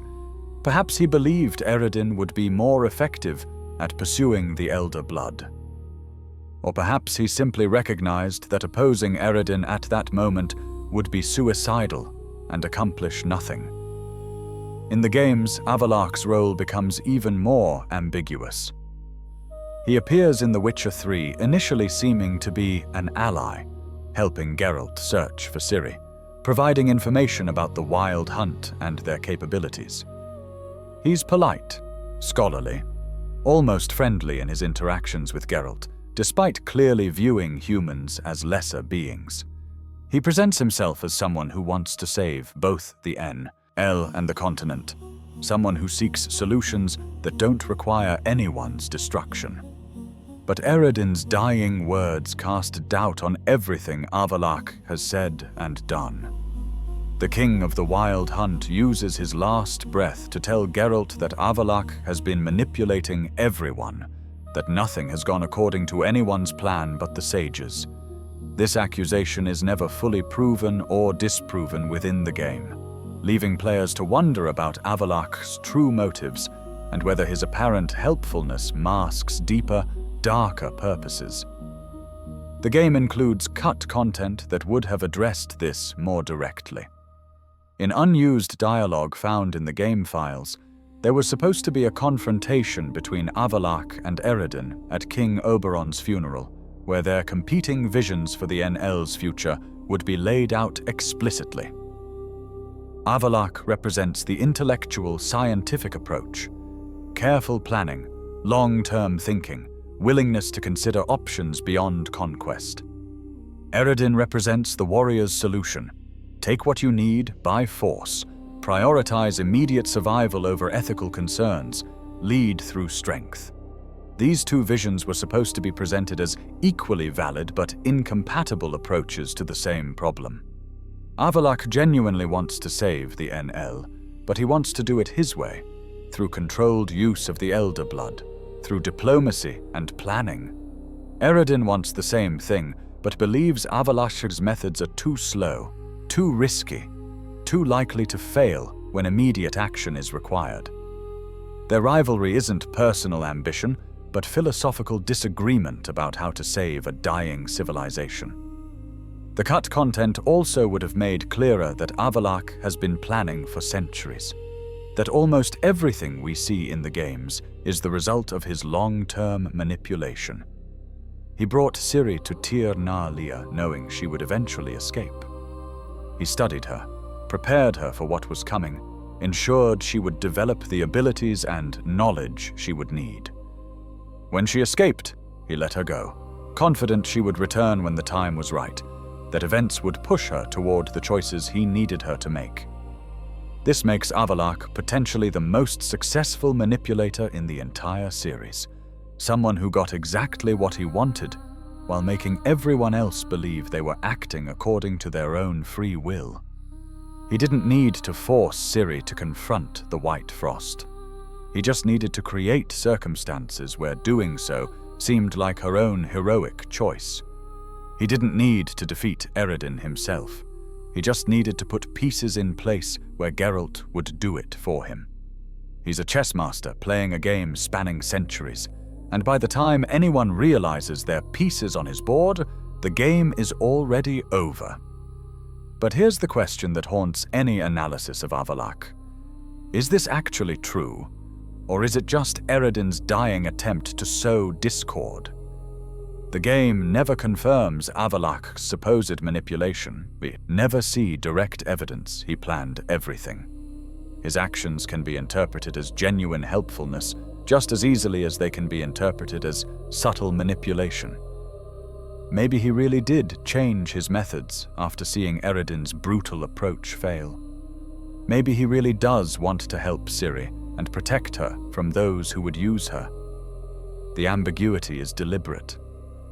CD Projekt Red leaves Avallac'h's true nature and motivations as one of the game's unresolved mysteries, something for players to debate according to their own reading of events. Some players trust him, believing he's genuinely reformed and wants to give Ciri the choice that Lara never had. Others see him as master manipulator whose every word is calculated to achieve hidden purposes. Both interpretations are supported by evidence within the game. What we can say with certainty is that Avallac'h represents a different kind of threat than the Wild Hunt. Eredin is dangerous because he's willing to use violence and terror. Avallac'h is dangerous because he operates through knowledge and subtle manipulation, shaping events through careful planning rather than direct force. If Eredin is a hammer, Avallac'h is a scalpel, and it's not always clear which is more dangerous. Avallac'h's relationship with Ciri is particularly complex. He helped imprison her in Tir na Lia, but also educated her and treated her with respect. He helped Geralt search for her, but might have been manipulating events to achieve his own purposes. He provides genuine assistance against the Wild Hunt, while possibly being the one who orchestrated the entire conflict.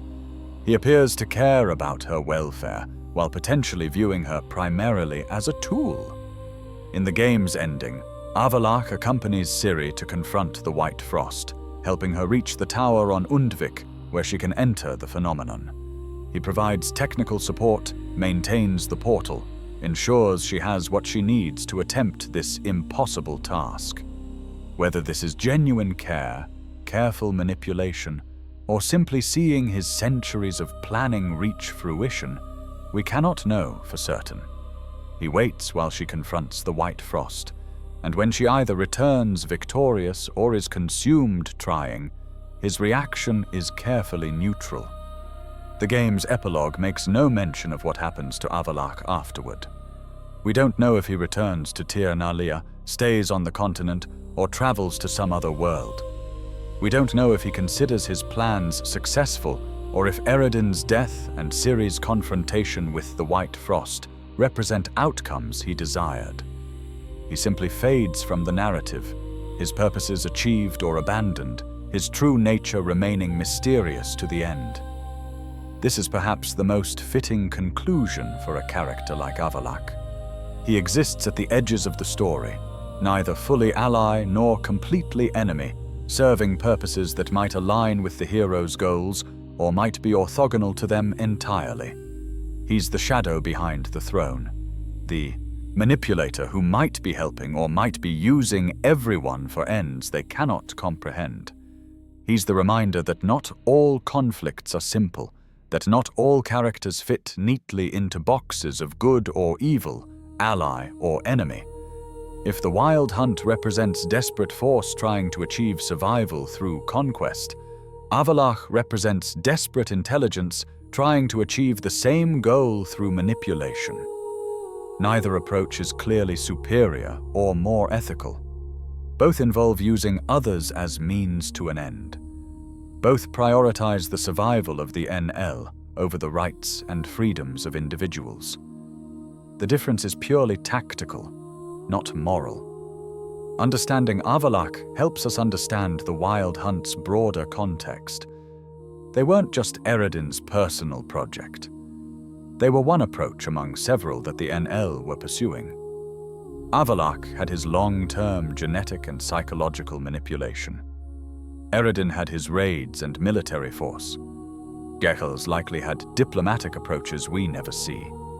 All of them were working toward the same goal of saving their civilization, but they disagreed about methods and priorities. The Wild Hunt's defeat doesn't necessarily mean the end of the NL's plans. It just means Eredin's approach failed, while Avallac'h's might have succeeded. In the end, Avallac'h remains one of the Witcher's greatest mysteries. Not because we lack information about him, but because the information we have can be interpreted in fundamentally different ways. He's a Rorschach test for players, revealing more about our own assumptions and interpretations than about any objective truth. And perhaps that's exactly what he would have wanted, to remain unknowable, unpredictable, impossible to fully comprehend or counter. The shadow behind the throne, the sage with centuries of secrets, the elf who loved Lara and might still be trying to save her bloodline, or might be using it for purposes only he understands. Avallac'h is the Wild Hunt's invisible member, the one who was always there but never quite present, shaping events while remaining apart from them. And we may never know if that makes him hero, villain, or something else entirely. The deeper themes, what it all means, as we near the close of this exploration, it's worth examining the deeper themes The Witcher 3 explores through the Wild Hunt story. These themes resonate beyond the immediate narrative, touching on fundamental questions about humanity, morality, and civilization itself. The first and perhaps most important theme is the question of moral relativism versus moral absolutism. Are some actions always wrong regardless of circumstances? Or does context matter? The Wild Hunt forces us to confront this directly. They enslave people, destroy families, spread terror. These are actions we instinctively recognize as wrong, but they do so believing it's necessary for their civilization's survival. Does the desperation of their situation create moral justification, or at least moral mitigation? If you knew that refusing to commit terrible acts would result in the extinction of your entire species, would that change your calculation about what actions are permissible? The game doesn't provide easy answers, trusting players to wrestle with the question themselves. This connects to a second theme, the refugee experience and the ethics of survival. The NL are, fundamentally, refugees from a dying world. They didn't cause the White Frost. They're victims of cosmic circumstance beyond their control. Their desperation is real and understandable. But their solution, conquering another world, displacing or destroying its inhabitants, transforms them from victims into aggressors. This mirrors real-world debates about immigration and refugees, though in exaggerated form. When desperate people arrive at borders seeking safety, what moral obligations do established populations have to help them? What happens when helping might come at significant cost to existing communities? Where is the line between reasonable concern about resources and capacity and unreasonable xenophobia?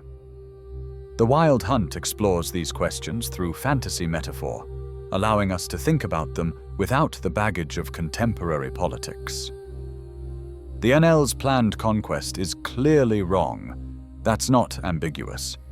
But understanding why they feel driven to it, recognizing the desperation behind their choices, adds nuance that simple condemnation lacks. A third theme involves obsession and its corrupting influence. Eredin's single-minded focus on capturing Ciri, his conviction that she represents the only path to salvation, blinds him to alternatives and drives him to increasingly destructive choices. This is a cautionary tale about fixation on a single solution to complex problems. In reality, there are almost always multiple paths forward, but obsession narrows our vision until we can only see one. Eredin becomes so committed to his chosen path that he cannot imagine abandoning it, even when evidence suggests it's not working. This rigidity ultimately dooms him. His inability to adapt, to consider diplomatic solutions or alternative survival strategies, ensures his defeat. This theme extends to how we approach problems in our own lives. Are we flexible enough to change course when something isn't working? Can we recognize when fixation on a specific outcome is preventing us from seeing better alternatives? The Wild Hunt story suggests that rigid commitment to a single path, regardless of evidence and outcomes, often leads to disaster. A fourth theme explores the nature of propaganda and the weaponization of fear. The Wild Hunt deliberately cultivates their supernatural reputation because it makes them more effective. People who believe you're an unstoppable force of nature don't organize resistance. They hide and prey. The psychological warfare is as important as any physical weapon. This speaks to how fear functions in society. Authoritarian regimes maintain power partly through making opposition seem futile. If people believe resistance is impossible, they don't resist. The Wild Hunt's strategy is fundamentally about controlling the narrative, shaping how people perceive them to make actual opposition less likely. But this strategy contains the seeds of its own defeat. Once people learn the truth, that the hunt is mortal, can be hurt, operates by comprehensible rules, the psychological weapon loses its power. Information becomes the counter to fear-based control. Understanding your enemy is the first step toward effective opposition. A fifth theme examines the cost of dehumanization.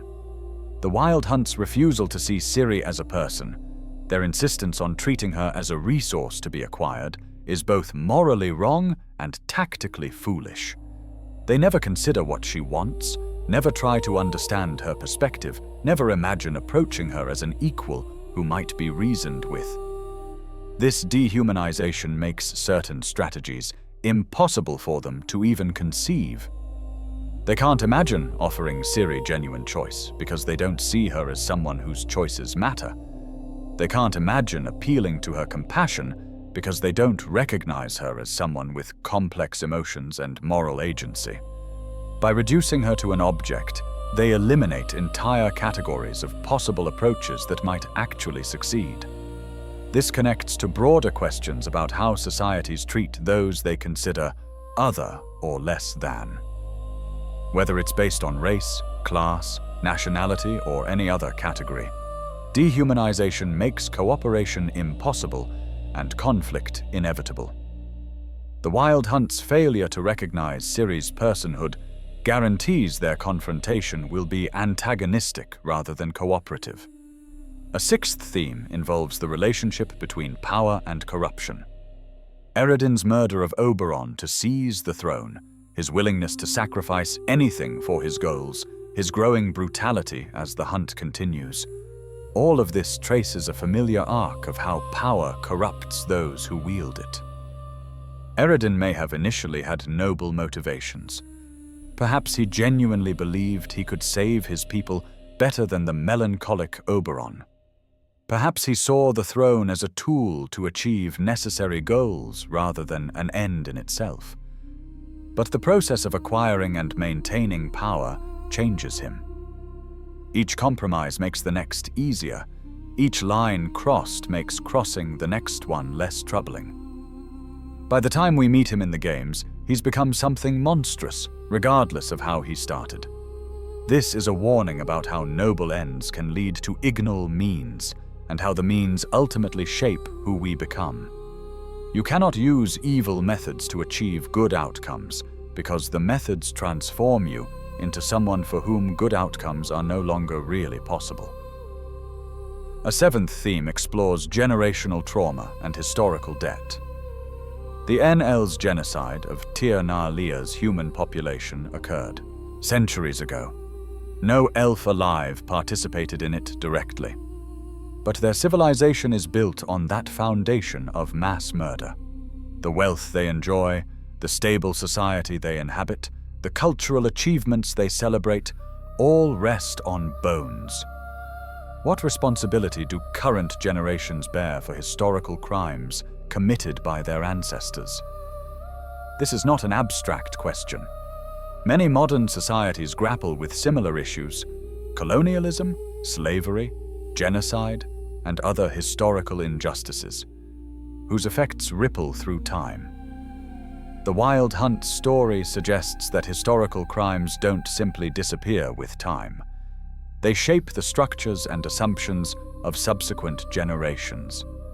The NL's society is organized around slavery because they built it that way centuries ago. Changing that foundation would require questioning everything they know about how their world works.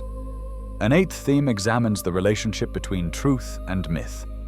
The Wild Hunt is simultaneously a real thing, flesh and blood elves conducting raids, and a mythological construct, the supernatural terror that people believe in.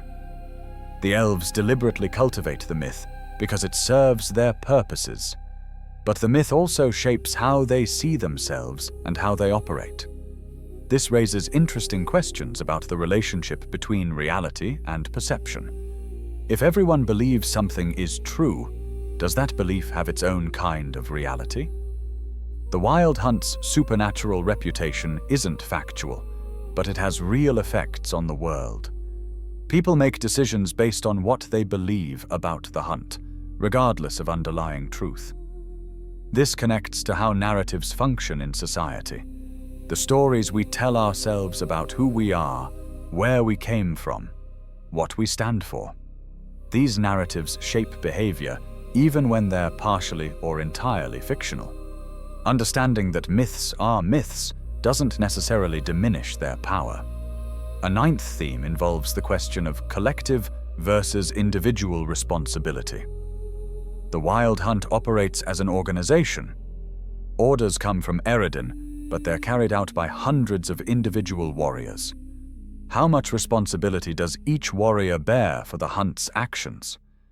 The Nuremberg defense, "I was just following orders," has been thoroughly discredited as moral justification. We recognize that individuals have responsibility for their own actions, regardless of what authority figures command. But the Wild Hunt's members genuinely believe their civilization faces extinction. Does that change the calculation? If you truly believed your entire species would die unless you followed orders to commit terrible acts, would you refuse? Should you refuse? What degree of certainty about the threat is required before extreme measures become justified? These are not comfortable questions, but they're important ones. The story suggests that individual moral agency remains important even in extremis. Geralt's decision to turn against Eredin, despite potential consequences, represents choosing individual conscience over group loyalty. The story treats this as admirable, suggesting that just following orders is never sufficient moral justification. A 10th theme explores the nature of heroism and what it means to be a protagonist. Geralt is our hero, but he's not heroic in a traditional fantasy sense. He doesn't want to save the world. He wants to protect Ciri because she's his daughter, because he loves her, not because of some grand destiny or prophecy. This reframes heroism as fundamentally personal rather than cosmic.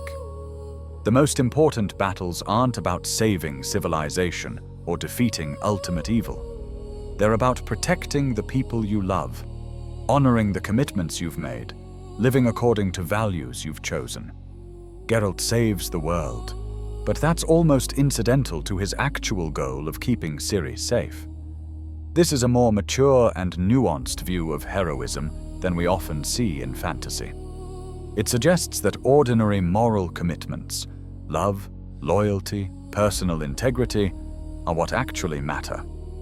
Grand destinies and prophecies are just the context in which these everyday moral choices play out.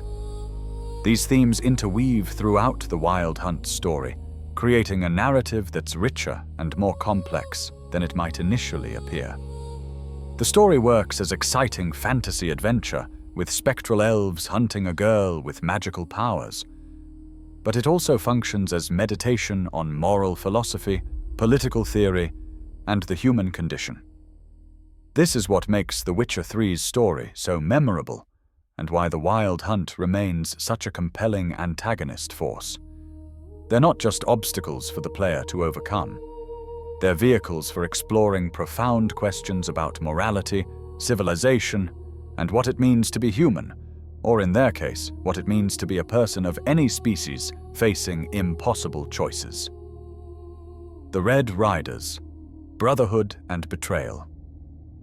We should spend more time examining the Wild Hunt not as an abstract organization, but as a collection of individuals who made choices to join, to serve, to participate in what they knew were morally questionable actions. The Red Riders, the Dear Gruadri in Elder speech, were not mindless automatons. They were elves with lives, relationships, doubts, and convictions. The selection process for joining the Red Riders was rigorous. Only the most skilled elven warriors were even considered.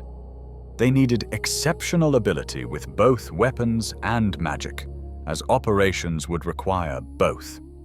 Physical prowess was necessary but not sufficient.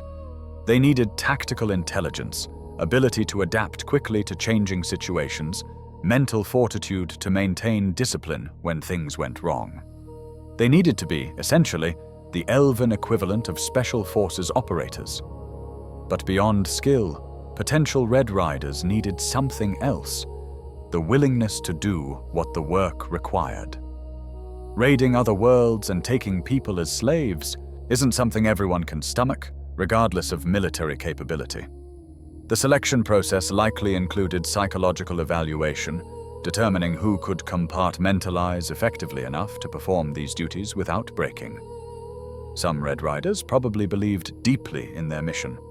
They saw themselves as heroes saving their civilization, warriors willing to do the hard things that others couldn't or wouldn't. They rationalized the suffering they caused as necessary sacrifice for the greater good. Every person they enslaved was justified by the thousands of NL who would continue living because of their actions. Others might have been more ambivalent, recognizing the moral horror of what they were doing, but feeling trapped by circumstance. If you're born in Tir Nalia and selected for the Red Riders, what are your options? Refusing might mean execution or exile. Even if you survive refusal, you'd be abandoning your fellow elves to possible extinction. The psychological pressure to comply would be enormous. The Red Riders developed their own culture, distinct from normal ANL society. They spent long periods away from Tir na Lia, operating in hostile territory, living by different rules than comfortable nobility back home. This created a separation, a sense that the Red Riders were something other than ordinary citizens, marked by their service in ways that made full reintegration difficult. Military units often develop strong internal bonds. The Red Riders certainly would have. They depended on each other for survival, trusted each other with their lives, shared experiences no one else could fully understand. This brotherhood would have been genuine and deep, even as the actions they performed together were morally indefensible. This creates interesting psychological territory. You can genuinely love your comrades, feel deep loyalty to your unit, take pride in your skill and courage, while simultaneously participating in activities that are objectively evil. The human capacity for compartmentalization allows these contradictions to coexist. Some Red Riders we meet in the games show hints of this complexity. They're not one-dimensional monsters. They fight with skill and courage. They work together effectively. They show concern for fallen comrades. These are recognizable human, or in this case elven, behaviors, which makes them more unsettling rather than less. It would be easier if the Wild Hunt were just demons or mindless evil. But they're not. They're people making choices, and some of those choices involve loyalty and brotherhood and courage, even as other choices involve slavery and terror and murder. Good people can do evil things. Evil people can do good things. Most people are complex mixtures of both, shaped by circumstances and choices accumulated over lifetimes. The transformation from Red Riders conducting slave raids to Wild Hunt hunting Ciri specifically would have affected the unit's dynamics. Suddenly they weren't just making quick raids on helpless villages. They were engaging in prolonged operations, fighting prepared opponents who knew they were coming. They were taking casualties against witches, sorceresses, and warriors specifically trained to counter their tactics. This must have created tension within the ranks. Some probably questioned whether this obsessive pursuit of one girl was worth the cost. Others might have doubled down, convinced that Ciri was indeed their only hope, and that any sacrifice was justified. The increasing desperation as the hunt continued and casualties mounted would have strained unit cohesion. Imlerith represents one type of Red Rider, the true believer. He seems to take personal pleasure in violence, but he's also utterly loyal to Eredin's vision. He doesn't question whether capturing Ciri is right or necessary. He simply does his job with brutal efficiency. His death during the battle at Bald Mountain is notable because he expresses no regret, no doubt. He dies believing his cause was just, even if his methods were terrible. Carantha represents another type, the intellectual who has rationalized everything. He's cold, calculating, viewing the entire conflict as a complex problem to be solved through superior intelligence and magical power. He treats people as pieces on a game board, resources to be managed and sacrificed as needed. His arrogance, his conviction that he's simply smarter than everyone else, is his defining characteristic and ultimately contributes to his defeat. But what about the hundreds of other Red Riders we never see as individuals? What were their stories? Did they join eagerly or reluctantly? Did they believe in the mission or simply follow orders? Did they have doubts? Did some refuse orders or attempt desertion? Did internal debates rage about whether Eredin's obsessive pursuit was wise? We don't get answers to these questions because the story is told primarily from Geralt's perspective, and to him, the Wild Hunt are enemies to be defeated. But it's worth considering that behind every skeletal helmet was an individual with their own story, their own reasons for being there, their own complicated relationship with what they were doing. The Battle of Kaer Morhen represents a turning point for the Red Riders. They commit their full forces to capturing Ciri, bringing their strength to bear on the Witcher's fortress. And they fail.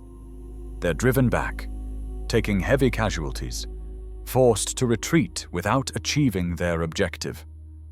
This had to be devastating for unit morale. For centuries, the Wild Hunt had been invincible. They appeared, took what they wanted, and vanished before effective resistance could form. Their psychological warfare, the supernatural terror they cultivated, made actual combat rare. When fights did occur, they usually won through superior magic and numbers. But at Kaer Morhen, they faced organized opposition that understood what they truly were. The defenders had prepared specifically for this assault, and the Wild Hunt, for the first time in living memory, was beaten. That shattering of invincibility would have shaken every Red Rider's confidence. They could be hurt. They could be defeated. The myth they'd relied on was broken. The remainder of the Hunt's campaign becomes increasingly desperate. They've committed everything to this pursuit. Eredin has staked his throne, his reputation, his people's future on capturing Ciri. Turning back isn't an option, but continuing forward leads only to more casualties and mounting evidence that success is impossible. This creates a terrible situation for individual Red Riders. They're trapped by decisions made long ago, by momentum that's impossible to stop, by a leader who will accept nothing less than total victory or total destruction. Every warrior who hasn't deserted or been killed must continue fighting, must participate in increasingly desperate attacks, must watch comrades die for a cause that looks more and more hopeless. When Gales turns against Eredin, it represents a crack in the unified front. If a general, a member of Eredin's inner circle, can question the king's decisions, perhaps others are questioning too. But by then it's too late to change course. The die is cast. The Wild Hunt will ride to victory or destruction, and individual Red Riders have no choice but to ride with them. The dissolution of the Wild Hunt after Eredin's death is not shown in the game, but we can infer it. With their king dead, their generals killed or dispersed, their mission failed, what happens to surviving Red Riders? Do they return to Tir Nalia in disgrace? Do they scatter across dimensions, becoming mercenaries or criminals or simply trying to disappear? Do some attempt to continue the hunt independently? We don't know because the story ends with Eredin's death and Ciri's confrontation with the White Frost. The Wild Hunt as an organization ceases to be relevant once its leader falls.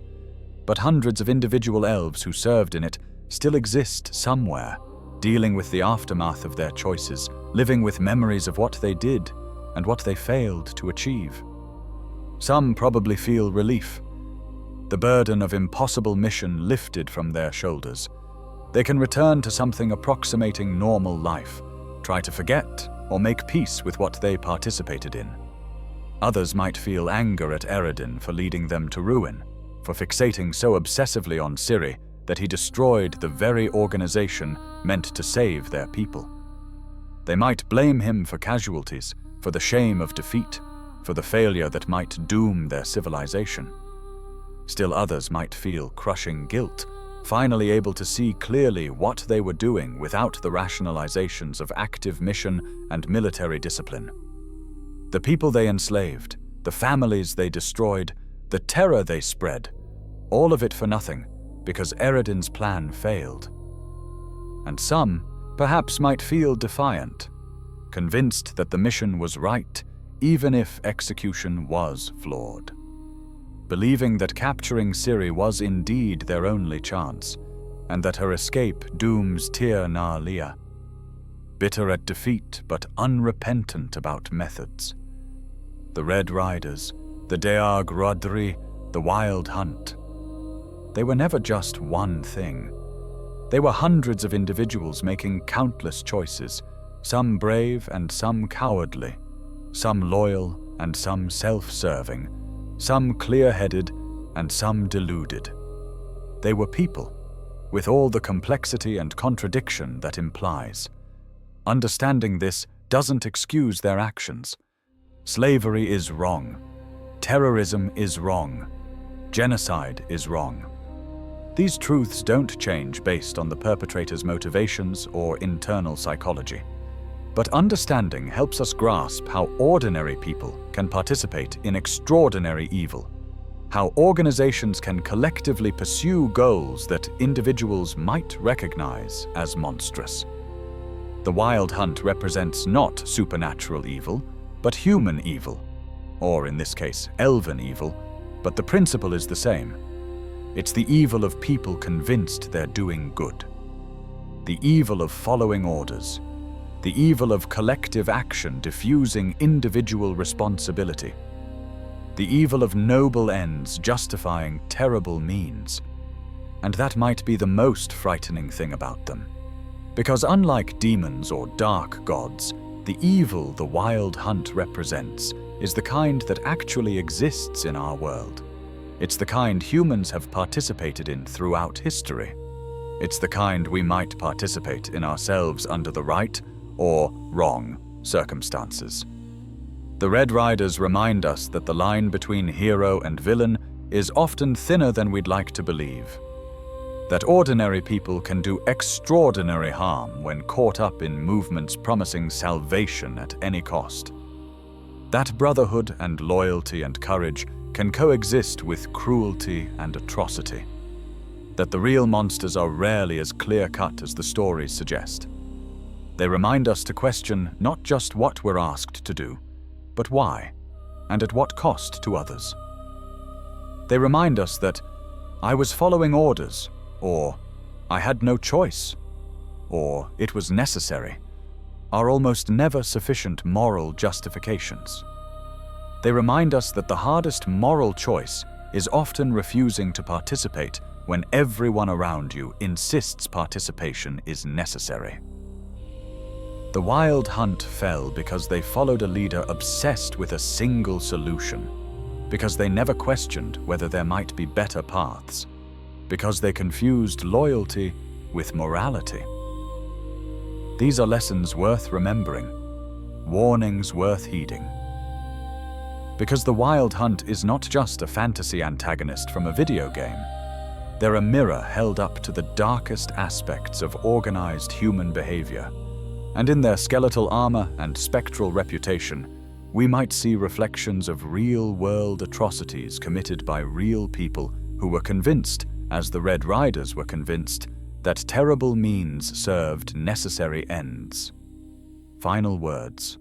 Why? This story matters. As we truly come to the end of this exploration, it's worth asking, why does the Wild Hunt story resonate so powerfully? What makes them memorable beyond the immediate context of a video game? What can we learn from their rise and fall? The Wild Hunt endures because they represent eternal human struggles. Survival versus morality, individual freedom versus collective responsibility. The allure of simple solutions to complex problems.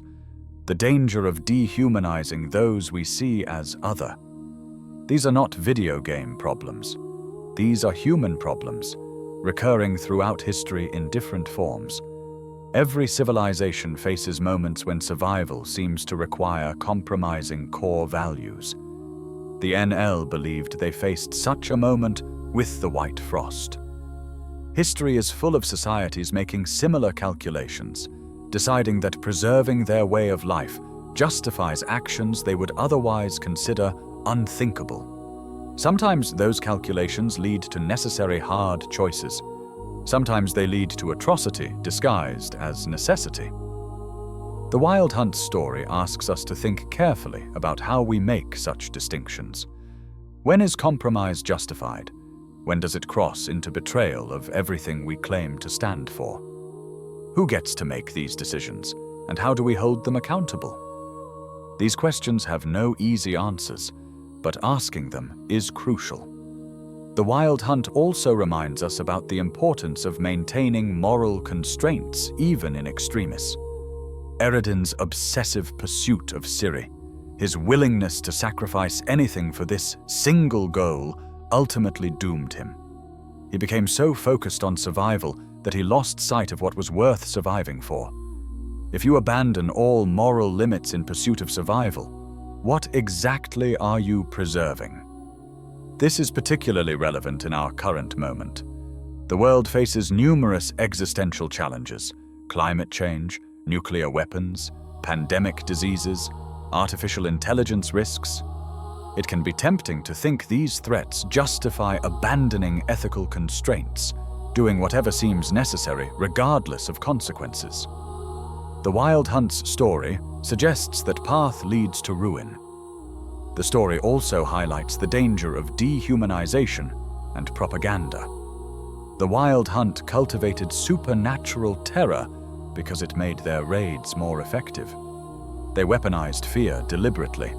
Modern authoritarian movements do the same thing, creating mythologies about threats and enemies that justify extraordinary measures and discourage resistance.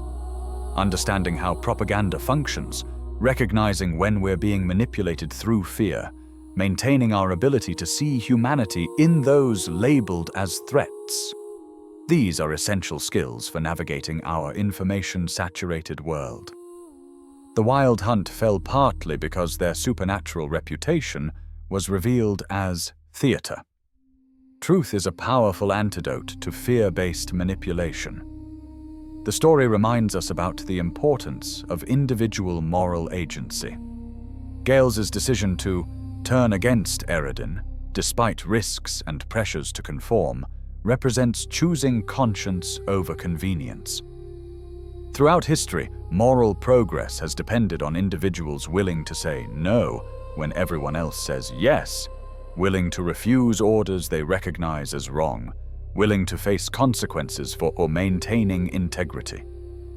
We need more Gettel's moments in our world. Moments when someone inside a corrupt system finds the courage to expose it, when someone in a position of authority chooses conscience over career, when someone breaks ranks to do what's right, even when doing so costs them dearly. These are the choices that actually change things. The Wild Hunt story also explores the long shadow of historical crimes. The NL's civilization was built on genocide and slavery.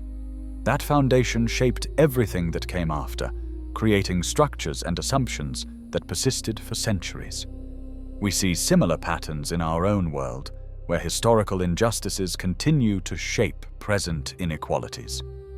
Addressing these legacy issues requires acknowledging them, understanding how past crimes created present structures, and committing to change even when that's difficult or uncomfortable. The NL never did this work. They never reckoned with their foundation of atrocity. That unexamined history corrupted everything they tried to build afterward. But perhaps the most important lesson is about the limits of force and the importance of persuasion. The Wild Hunt tried to take what they wanted through terror and violence. They never seriously considered approaching Ciri as an equal, appealing to her compassion, explaining their situation, and asking for help. They didn't think she was someone you could negotiate with. She was a resource to be acquired. This is tragically common in conflicts. We see the other side as obstacles rather than people, problems to be solved through force rather than partners who might be reasoned with. We skip past diplomacy to violence, skip past understanding to dehumanization. And usually, this makes everything worse. Imagine if Eredin had approached Ciri differently. Imagine if he'd explained the NL's situation honestly. Our world is dying. We need your help to save millions of people. Yes, we've done terrible things, enslaving humans, conducting raids. We were wrong. But please help us anyway. Help us find a solution that doesn't require conquest. Help us save our people without destroying yours. Would Ciri have helped? We can't know for certain. But she's characterized throughout the series as someone with immense compassion, someone who cares about others' suffering, someone willing to make sacrifices for those in need. Given the choice between helping and letting millions die, she might well have chosen to help, particularly if the ANL were willing to end their slave raids and work toward a more ethical solution. But Eredin never gave her that choice. He never saw her as someone with moral agency who might be persuaded. He only saw a tool to be captured and used. That fundamental failure of imagination, that inability to recognize personhood in his target, guaranteed a confrontational outcome.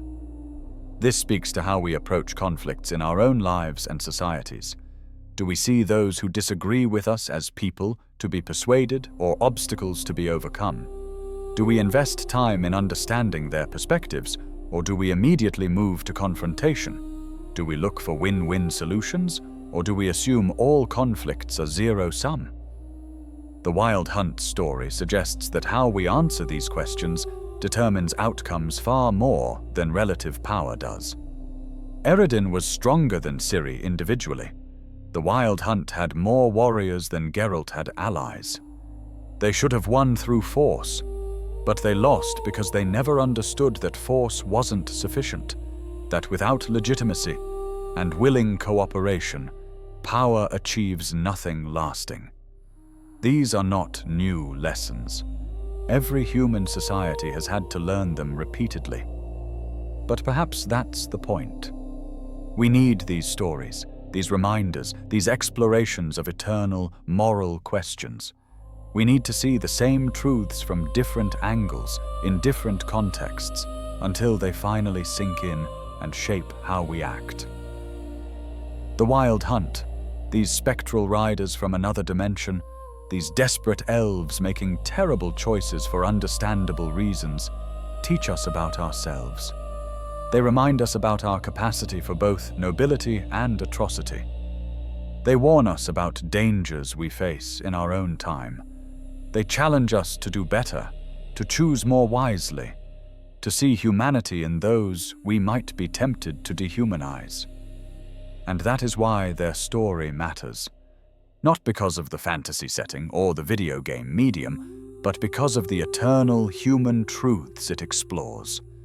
The Wild Hunt rides through our nightmares not because they're ghosts or demons, but because they remind us of the monsters we ourselves might become under the wrong circumstances. They haunt us because we recognize, if we're honest, that we're not so different from them.